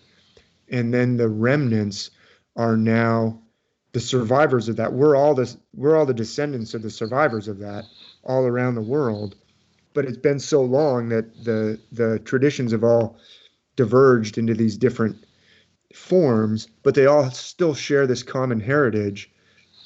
But putting all the pieces back together again is very difficult. So what I always like to say is I can point to the evidence that all the world's myths are based on the stars. I believe I can prove that, beyond a doubt. I can go through hundreds of examples from Greece, hundreds of examples from Norse myths, hundreds of examples from the Americas or from Asia or from Australia even, which is a very ancient culture, right? Australia was thought to be isolated for several thousands of years. So it must, if this system is in use in Australia, which I believe it can be shown to be in use in their myths as well, then this must be very ancient indeed. And I would argue that this mythical evidence stands alongside all that archaeological evidence like Göbekli Tepe as a whole nother body of evidence that points to the fact that our ancient understanding of our humanity is more amazing and mysterious than we ever knew. And I don't have all the answers figured out, but I can tell you that the mythical evidence is pretty overwhelming. Then we could argue about what it means, but I think it's almost undeniable that this system is in use worldwide. Hey, Dave, the scholars who are naysayers and came out in favor of Egypt being the hitting the mark and being the oldest, they even got the dating of the Sphinx wrong. It took John Anthony West to notice in Schwaller de Lubic's writing that there was water erosion around there, and then they had to revise how old the Sphinx was, dating back maybe to the age of Leo in precession. So, I mean, the scholars didn't seem to have much of a clue. And when John Anthony West went and got, he said, I need a geologist to help me here, because this thing that Schwaller de Lubic wrote, so Schwaller de Lubic, for those who are listening, saying, what is that name? He was a writer in the 50s and 60s who wrote in kind of this one passage, and the Sphinx was obviously weathered by water, and then he doesn't really take it up again. And John Anthony West, the late, great John Anthony West, saw that passage and said, whoa, this is really significant. And then he, went to Egypt and looked at it himself and said, yeah, I think Schwaller de Lubic was right here, but I need a geologist to verify this. And he brought Robert Schoch, a Yale geologist, a professor at Boston University, out there. And when they published their results, they were so ridiculed and put down by the scholarly community, who said, where's your evidence of an older civilization and those sorts of things. So yeah, I think that's a really important point. The archaeological evidence points in this direction, and so does the mythological evidence, is what I'm saying. Is this in Hamlet's Mill, just so your readers or listeners don't get the wrong idea, it is not an easy read. These two professors, Giorgio de Santillana, you can see their names on the cover there, and Herta von Deckend, did not have access. I don't believe they wrote this in 1969. I don't believe they were using H.A. Ray's outlining system. So unfortunately, they know something's going on. They know there's relationships to the stars, but they don't really have all the celestial vocabulary. This book got me started wanting to decipher it more deeply, because it's actually a very frustrating book to read. It says, hey, there's something going on, but it doesn't necessarily give you a lot of this ancient system. The vocabulary and the grammar of it are those constellations in many ways, I would argue. So they if you're not able to match it up with those specific constellations, that the whole code actually comes out from where those constellations are in these heavenly cycles, precession being one of them. But these heavenly cycles, those are just the words. Once you can read the words, then you have to say, okay, what are they talking about? Well, I would argue they're talking about the heavenly cycles, and they're relating those to our cycle. When Adam and Eve get thrown down from the heavens, that's a myth picture of what happens to us when we come into this world, right? We come from the spirit world, and we get enclosed in coats of skin. That's a reference to, after they realize they're naked, God says, oh, we'll make some coats of skin for them. They're cast out of paradise, out of the spirit realm, into the physical realm. That's where we are right now. We're going through the lower realm. It's trying to tell us this is where you came from, the spirit realm. So don't forget where you came from, and don't treat people as though they're just a physical body. Every single person you meet has an infinite side to them, and so do you. That's beautiful. That is really beautiful. Tremendous. Just tremendous. Wow. Yeah, I'm trying to get back out to the camera part here. Let me see. What do I have to do to unshare my thing and go back to seeing you guys? You can go to the bottom right. There should be like a double square option, and if you click the share screen button that you clicked originally, it'll unshare and we'll be back to the main, unless you're going to share something else. Oh, yeah. Well, there's lots more, but I guess, are we coming up on 2 hours already? Yeah, we're about 12 minutes away, huh, Derek? We are coming up on that. Yeah, we've got a few more minutes if you want to still talk about some of how this stuff. I mean, like, let's back up for a second, because I told Luther before we started this thing that we would end up wanting to hear you talk about the Bible, and obviously there's no escaping with your knowledge going elsewhere, because I told him, I said, we could talk about the Bible and the constellations, but as soon as he thinks about Samson, he's going to go, oh yeah, and by the way, this is so-and-so from this myth, and this is so-and-so, and I love that about you, because your wealth of knowledge is also opening the mind and saying, all right, it's not just this book.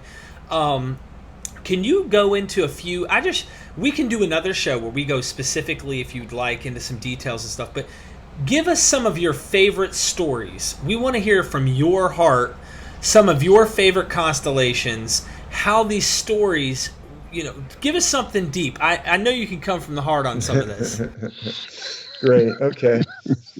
Well, I appreciate that. Yeah. So as we, so I think I've established, at least for many listeners, that the stories are based on the stars. So then we get to the question of, well, what does it mean? Why is that helpful for my life? How does that help us? We're down here in this physical world. So like I said, let me just show this. I have Stellarium up here. Am I still sharing my screen? I think I am. So you can probably both see. So this is that app, Stellarium. It's a wonderful app if you want to have a planetarium in your computer. This is the stars. This is the bad outlines. This is the modern outlines. Let me go. The nice thing about Stellarium is you can go here and pull up. It's an open source app. That means people who know how to code can make improvements to it. So someone has put in all these other systems, and someone's gone in and put in HA-ray. So I can change all the outlines to HA-ray. But let's just watch those stars just a little bit. I'm going to start them moving across the sky. Move them a little bit faster. There they go. Hopefully everyone can see that. Now I'll slow them down a little bit. But so we were talking about why would all the stars around the world, why would all the myths around the world be based on the stars? Or you were saying, I can't really help going to the other ones. I think it's so important that they're all connected, because that really unites us. But first of all, some people have said, hey, it seems obvious. We all can see the stars from anywhere in the world. And I would come back and say, it isn't really obvious that every myth around the world should be based on the stars. When you think about it, you might say, well, some cultures might do that, but would every single culture base their sacred stories on the stars unless there's some kind of something else going on? It's like, some cultures might be more attuned, but okay, if some people say, yes, they're all based on the stars, and that could have arisen incidentally or coincidentally without any connection, the specifics, I didn't get into too many of them, but I have in some videos and some of my writings, the specific parallels between the myths from cultures that are not supposed to be connected in any way. I mentioned briefly the Maui story. There are connections between the Maui story and the myth of Solomon's judgment. That's one of my favorites. I'll breeze through a few of my favorites, but let me just talk about what I believe is going on. I believe that this system is esoteric in their using esoteric. Let me just briefly talk about esoteric, because sometimes, like the word myth that you brought up earlier, Luther, which is sometimes used to mean a lie, esoteric can sometimes be used to mean stuff that is hidden from you on purpose. And I think I've heard that Aristotle said, I haven't actually found where Aristotle says this, but I've read that Aristotle somewhere says, and maybe I'm mistaking it, maybe it's a different philosopher, but Aristotle, I believe, is who this is attributed to, says esoteric means you learn it before you understand it. And a good example of that from popular culture is Mr. Miyagi teaching Daniel-san. Daniel-san learns the motions before he knows what they mean, before he understands what they mean. There are other examples that you could use, like the Montessori method. I've even made some videos about how Montessori teaches these advanced concepts, like it's a teaching method that was invented by Maria Montessori in the early 1900s, but it teaches advanced mathematical concepts like a polynomial using physical things. And then later the student learns what it is and says, oh, that's what it means. Well, I think that these ancient sages, whoever they were, these ancient wise men and women, or maybe they had inspiration from the gods or from some other realm, I don't know, but they are using these pictures to illustrate spiritual truths about the infinite realm. And when you think about it, what is better to represent the infinite realm, to picture, if we can't see this invisible realm, because it's invisible, it's infinite, it's the realm of the gods, how do we understand it? Well, it's like Daniel-san had to learn karate, but Mr. Miyagi had to give it to him with something that he could grasp first. So they're using the motions of these stars that rise up in the east and go down into the west to picture our cycles of the spirit realm, the infinite realm up there in the heavens descends down into the earth. If you look towards the right of the screen, you'll see that the stars are moving down from heaven out of the spirit realm down into the physical realm. They're being encased in earth and water. What were Adam and Eve made out of? Or Adam, at least, was made out of clay. Clay. The lower elements of earth and water. That's where the stars are up in the realm of fire and spirit and air.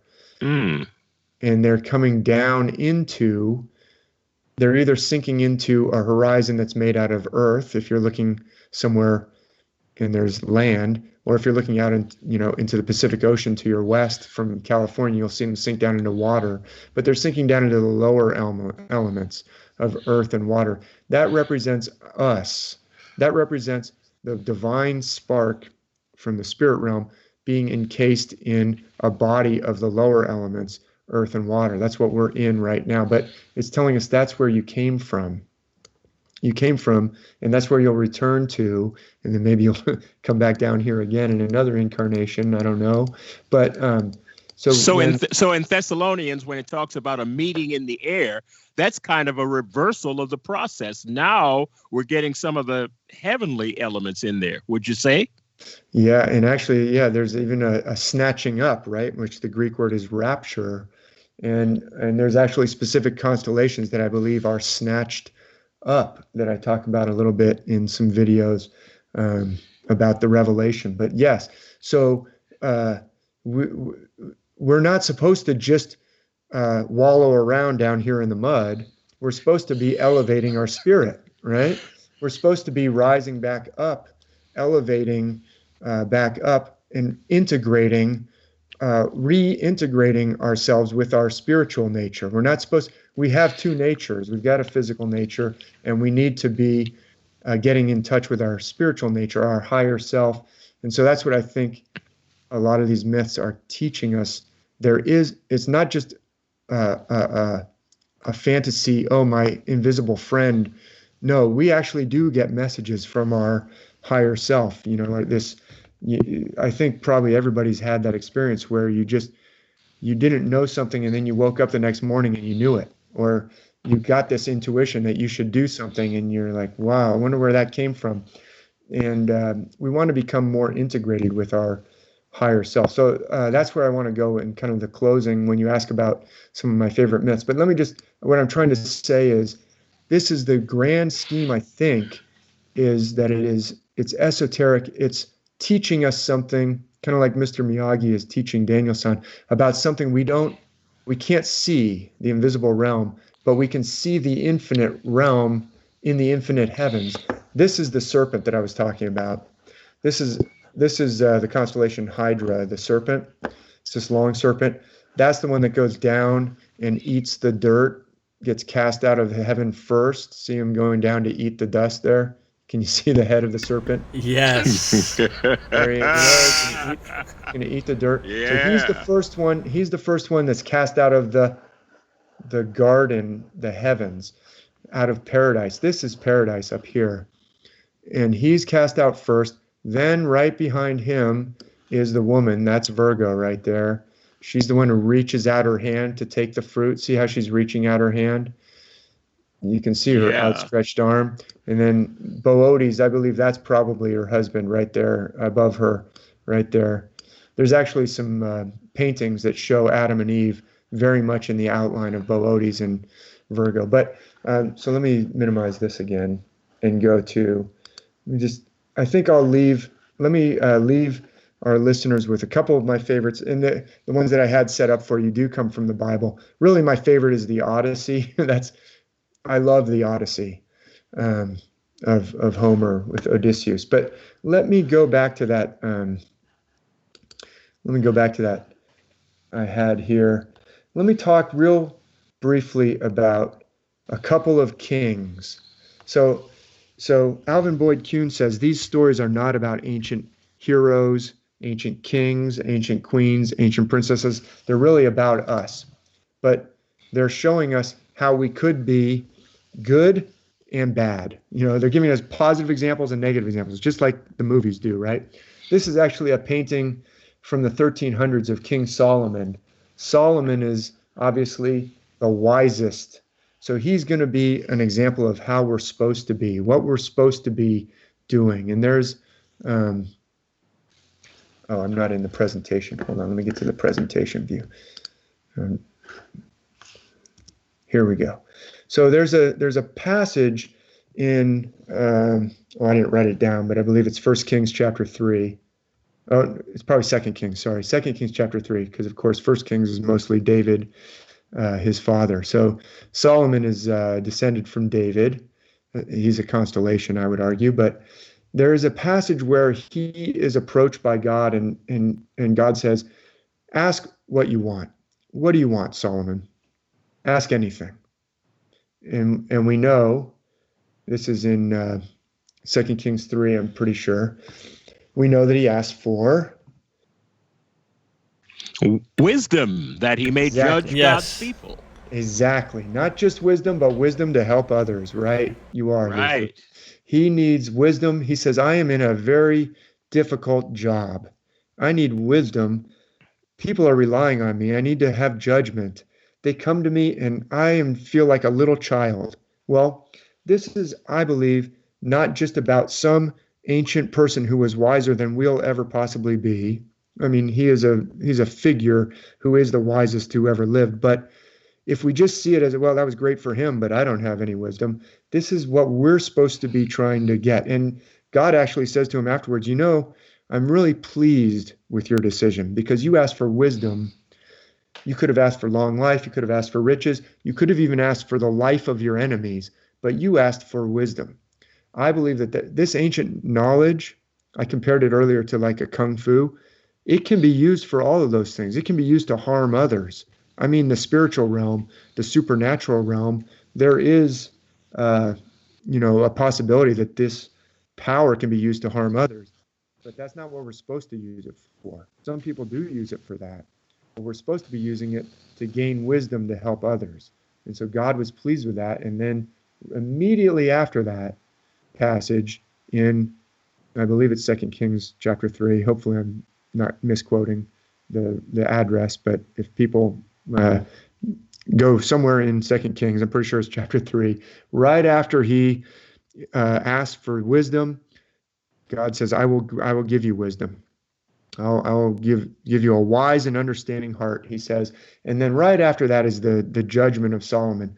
Well, I think it's one of my favorite passages because it shows us how we're supposed to have judgment and how we're supposed to choose blessing over cursing, life. We're supposed to try and give life, not death. There's these two mothers, and actually two harlots, who have had two children about the same time. They both got pregnant about the same time, had two children, and one of them overlaid the baby in the night. We don't know which one, but they come to the king because the mother says, oh, this woman switched babies with me. She gave me the dead one. And the other one says, no, she overlaid the baby. And so Solomon has this terrible dilemma. How is he going to choose? And he says, I know, cut the baby in half, and we'll give it to each mother. And one mother says, yes, do that. And the other one says, no, give the baby to her. I don't care. Don't cut him in half. Just give it to her. And Solomon says, aha, no, give it to her because that's obviously the mother. The one who says cut it in half is obviously so delirious. Her baby must have died, and now she wants someone else's baby to die. In fact, it doesn't even make sense, really, because she was trying to get the baby. But she's become so overcome with hate and cursing, she's trying to bring down the other person. So this whole scene, I believe, can be shown to be celestial. Here's that same part of the sky again. Remember how I said that Hercules sometimes can be connected to the northern crown? We saw that with the Heracles grasping that crest. That's the baby. Now, you wouldn't probably look at the northern crown and say, oh, yeah, it looks like a baby, because it doesn't. It looks like a necklace, looks like a crown. That's why it's called the northern crown.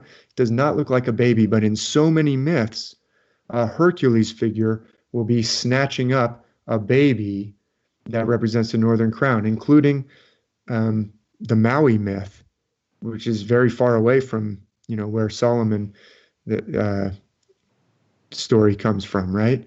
Maui, when he was thrown into the sea foam, like I said, he's snatched up by his powerful grandfather, whose name is Tamanui Tera. And Tamanui Tera snatches up baby Maui and hangs him up over the fire to dry out. Well, that's the same snatching up of the baby. So let me show you. Notice how the baby is always, look at the swordsman in this picture. See how he has his sword over his head? Just like the constellation Hercules. And look at the baby, how he's arching. See the arch of the baby? You guys are probably yes. No, that is awesome. Here's another painting. Right. So this one's from the 1600s. That last one I was showing you was actually by a famous painter named Raphael. Raphael was in the earlier late 1500s, early 1600s. This is another painter named Rubens, who was in the later 1600s. But look at that baby. See him arcing? Yes. Mm-hmm. Yeah. The leg to the back. That's the U. That's the arc. And you see how the swordsman is in the same position as the constellation Hercules again. Mm-hmm. And in fact, even the arms of the mother. So one mother has her outstretched arm. See that? That's a Virgo. Right. That's a Virgo symbol. Here's one more. See that? See the swordsman again? He's a Hercules swordsman. He's got his sword is over his back, and the baby again strongly arching. You see that? Yes. Wow. So now let's go back to our northern crown. Oops. This is the swordsman. I would argue that Solomon is Ophiuchus again. Solomon sits between the two pillars, right? Two pillars of the temple. Solomon is very wise, and he is judging, but he's not the one who holds up the baby. When I was a child hearing this story, I always thought it was Solomon held the baby up with a sword, but you can see from the text that he's telling someone, hold up the baby. Okay? I believe that the two mothers in this story, one is Virgo, one is probably Sagittarius again, and I'll just finish with this. There's lots more we could talk about, but this kind of speaks to the code, or once you understand the code, how it works.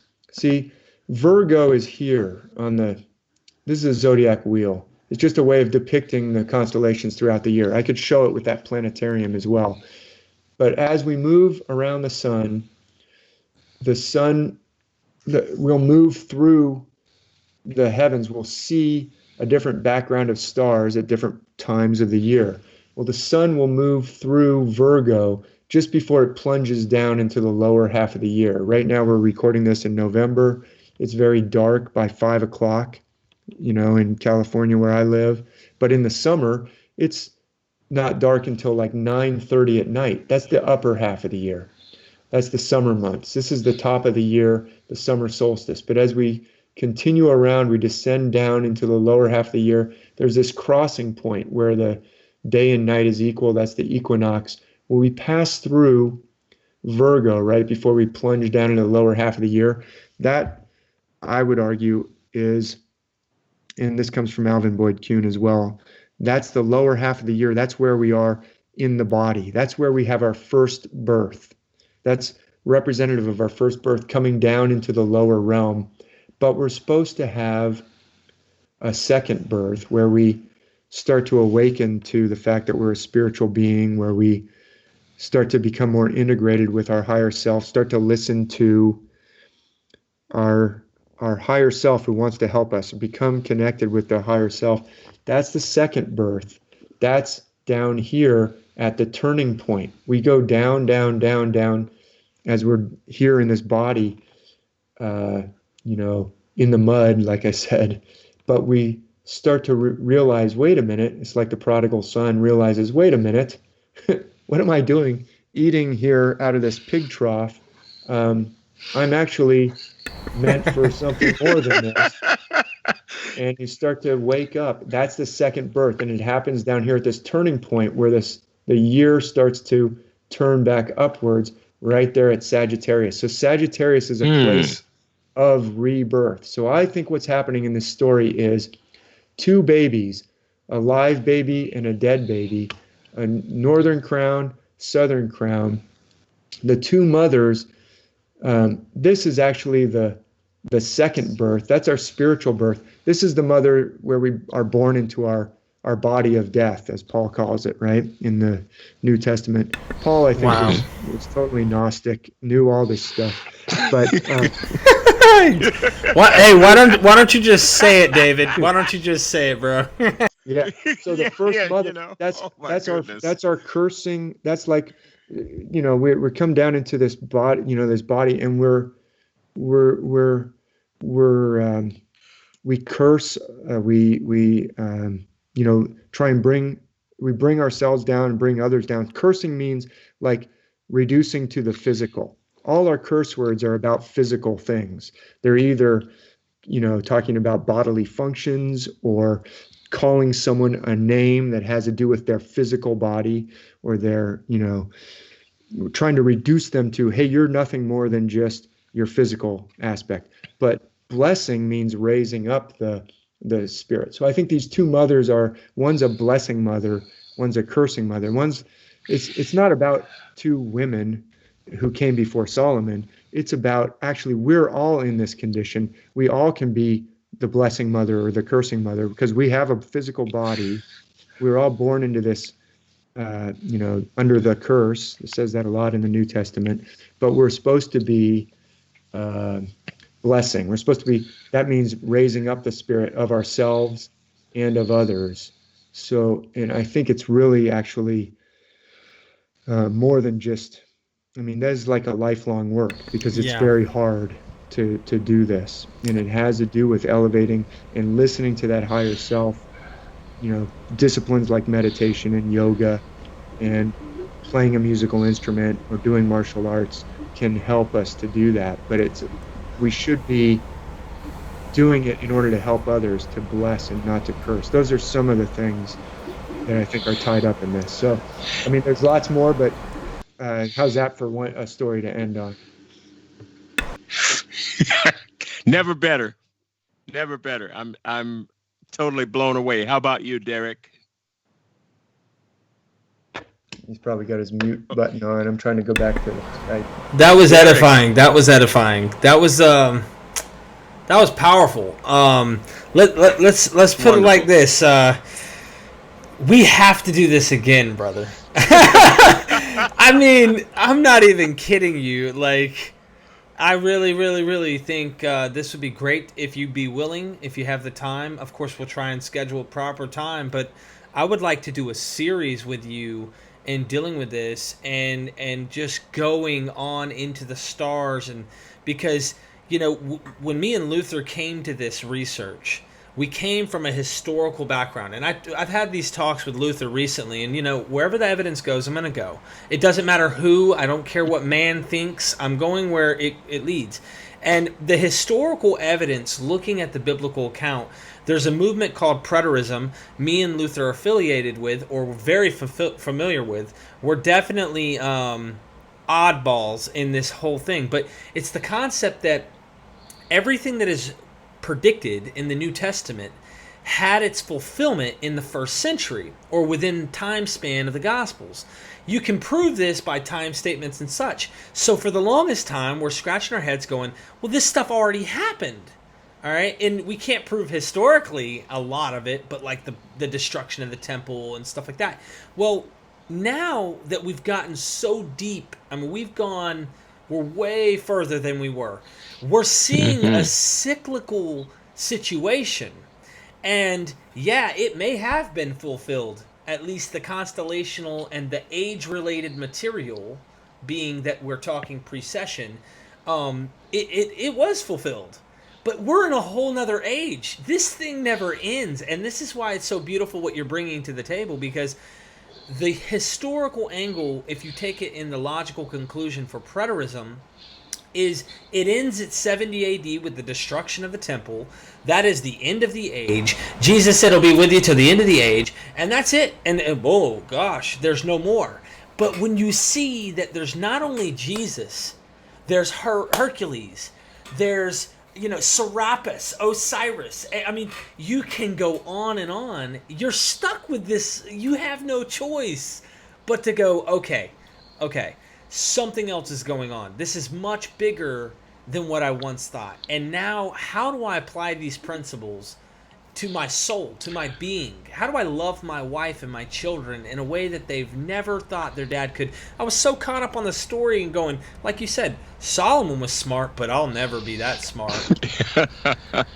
Man, I feel like we're pretty smart. If we're gonna, I feel like we're pretty, we make wise moves here in this life. But I'm rambling. I don't mean to hog the mic. You want to add to that, Luther, and then we could start getting to a close, like closing. Just a little bit, Derek. And what we see happening is the historical passing into the esoteric, and the esoteric passing into the mystical, because ultimately we've got to lay hold of that mystical relationship, that application, where once we learn the language, and Dave, you're all about learning the language, and once that is mastered, your whole point is it's going to help us to navigate spiritual territory in a way that's right for us. So it's empowering it as never before. I don't know anybody who's taken this kind of approach to astrotheology. Nope. Yeah, it's marvelous. I just don't have enough I can say. Well, I appreciate that. I will say that I'm certainly not the first to see that there are connections between the myths and the stars. This goes back to even the ancient times. There were philosophers who hinted at it. Hamlet's Mill talks about some of that. And there was a pastor in the 1700s named Robert Taylor who wrote The Devil's Pulpit. And, I certainly take a different tack than maybe some, I think Hamlet's Mill may have reached different conclusions than I would reach. And Robert Taylor, I think, probably reached different conclusions than I would reach. And maybe, not to disagree with the hosts on the show, you might reach different conclusions. I'm not so sure that the sacking of the temple, that whole history, certainly super important. I know you guys have had Joseph Atwill on. That's a whole other can of worms we could talk about. I wouldn't say, just so that listeners don't get the wrong idea, I'm not in the preterist eschatology camp. I'm in the completely esoteric camp. But I totally agree with you that this is for us. Solomon gets that wisdom from the infinite, right? He's not wise by himself. We're not, for us to, we can, I think we're given all these different kings, both wise and foolish kings, to look at as examples. King Midas is another one I was going to bring up, but we don't have time. But he was given actually a choice. Hey, what would you like, Midas? Just like Solomon. And Midas, we all know, chose, I want gold. I want more gold. I want to turn everything to gold. And guess what? You can't eat and you can't drink, and you turn your children into a statue. So all the things that you need for life, right? You need food and water, and you need children to perpetuate the species. If we only pursue gold, that's the wrong choice. And so there's many judgments. The judgment of Paris Paris started the Trojan War by making the wrong choice. Also, he chose, I want the most beautiful woman in the world. Well, she happened to already be married, and that started the whole Trojan War. So these patterns are found around the world in these different myths, and they're given to us to say, hey, you're not Solomon, but you can have access to that wisdom. But it doesn't come from you. It comes from that realm, that infinite realm. So you got to get tuned into it. And I think we have all these ancient tools and guides that were given us, these ancient original instructions that were given to everybody. Every culture has them. And if we start to listen to them, I don't hold myself up as a guru or a teacher. I always say, go to the myths. Once you learn how to listen to them, that's where the answers will be for you right there. So thanks so much for having me on. I'd certainly be happy to come back and we can talk about other things too. Oh, Dave, this has been a show of shows, right, Derek? Unbelievable. Yeah. Wow. This is beautiful. I appreciate it. David, if you gracious host. If you don't mind, real quick before we go, can you give our audience what website do they need to go to? We know your books, and if you look up his book, gals, make sure you search David Warner Mathisen, because there are different David Mathisens. So, and that's Mathisen, correct? Yeah, and if you just search for my name and stars, it'll generate lots of results for you on any search engine. But my main website, I've created a few over the years that are still, out there in the web. But the main one is Star Myth World, that Luther said at the beginning of the show, starmythworld.com.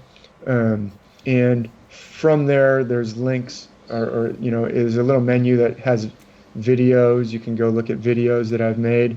There's a podcast link where you can listen to other podcasts, and I'll put this one up there too when we're done. There's books, and you can see sample content from each of the books by going there. And there's the blog. And so the blog has over 1,000, it's almost, I think, up to 1,100 almost posts. So it's been going for many years. And you can see kind of the evolution of my thought. It's not always the same. Hopefully nobody's upset that my views have changed over the past 8 years that I've been writing the blog, because I've been learning more and I'll continue to learn. So I mean, that shows honesty. That shows, that's what me and Luther have been doing. I mean, at the end of the day, let's call it like it is. This evidence might flip us on our head. I mean, you just never know where we might end up in a year or two from now in terms of what we think. I mean, you brought up some things at the end that I feel like is a to be continued cliffhanger, because I want to talk about the temple and maybe we could go into maybe some ideas sometime. But yeah, The Undying Stars, check it out. That book touches on that whole story there. Undying Stars. That was 2014. Yeah, I wrote that one in 2014. It's a good one. So I just got a personal revelation, and we have 3 more hours for this show to continue. You know what I'm saying? What do you know? Yeah, I don't think my family would love me if I did that. But thanks a lot, guys. I really appreciate it. Thank you. Please come back, please. Thank you, David, from the bottom of our hearts. You're terrific. My pleasure, Luther. Great to talk with you. You have a good one. Night, guys. Yes, sir. Good night. Luther. Yeah, Derek. So what do we do, brother? I mean, this is unbelievable. This is great. I'm glad we had David Mathisen on the show. Ladies and gentlemen, you see where this is going. If you just get the slightest glimpse, this is the material that we're trying to bring out there. We want people to see how this is life-changing. We don't always agree with everything our guests bring on. In fact, sometimes we'll disagree a lot, but they always bring nuggets. They always bring something to think about, and it's always good for us to think these things out. Me and Luther are on this adventure together, on this journey we call life. We met each other under amazing circumstances through research and a passion for truth. And we want this show to go on. But just like your bills at home, you got lights you got to pay for. You have things you have to pay for. And if you're able to help with any financial helps in any way, shape, or form, we're going to leave our links to our PayPal links down in the description. We'll have one for the show in general, one for Luther if you want to help Luther contribute to his personal help, and mine too. Also, he has a Patreon account. We want you guys to maybe help out, and that way you can see Luther's information. Luther's going to be putting forth articles. He's going to be writing on these topics and a variety of others, because we're just talking about myths. We haven't got into gematria. We haven't got into languages and understanding the names. We haven't understood a lot of how this stuff is really complex. And Luther does that, man. And you are awesome. I mean, you really are awesome, brother. I appreciate having you on the show. Well, you are, Derek. We explore this together, and you give me half my ideas in the middle of the night. I say, what did he say? And there's my hook. We bounce off each other, bro. That's right, brother. We want to keep this thing going. The WaterBoyZ, only we're bringing this stuff like this. So I've had a lot of compliments from people who've suggested the place that we're coming at from the heart. We keep it where we're being truthful and from the heart, and that's our goal. If you guys are able to help contribute, if you want to see Luther's information and what he's bringing out, and it's I think it's $1 a month or something to that effect. Maybe it's $2. I think so. Something like that, just to see your articles every time you publish. Check out David Mathisen stuff. Check out Luther stuff. Obviously, you know me. I'm just wanting to host the show, and I go to work. And who knows, something might come of this in the future.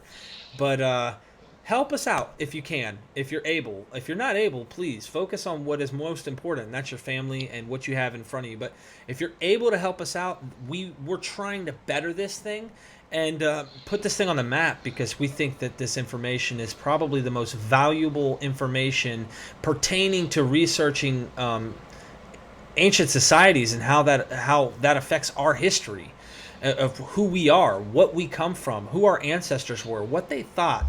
And that's me rambling there, Luther. You got anything else you'd like to add? Oh no, it's time to sign off, Derek. I think it's all been said. We just got to have more great guests, world-class guests like David Warner Mathisen on again. Can't wait till the next show. Yes, I can't wait either, brother. Well, thanks y'all for checking out the Water Boys, Dr. Luther G. Williams and Derek Lambert. Signing off.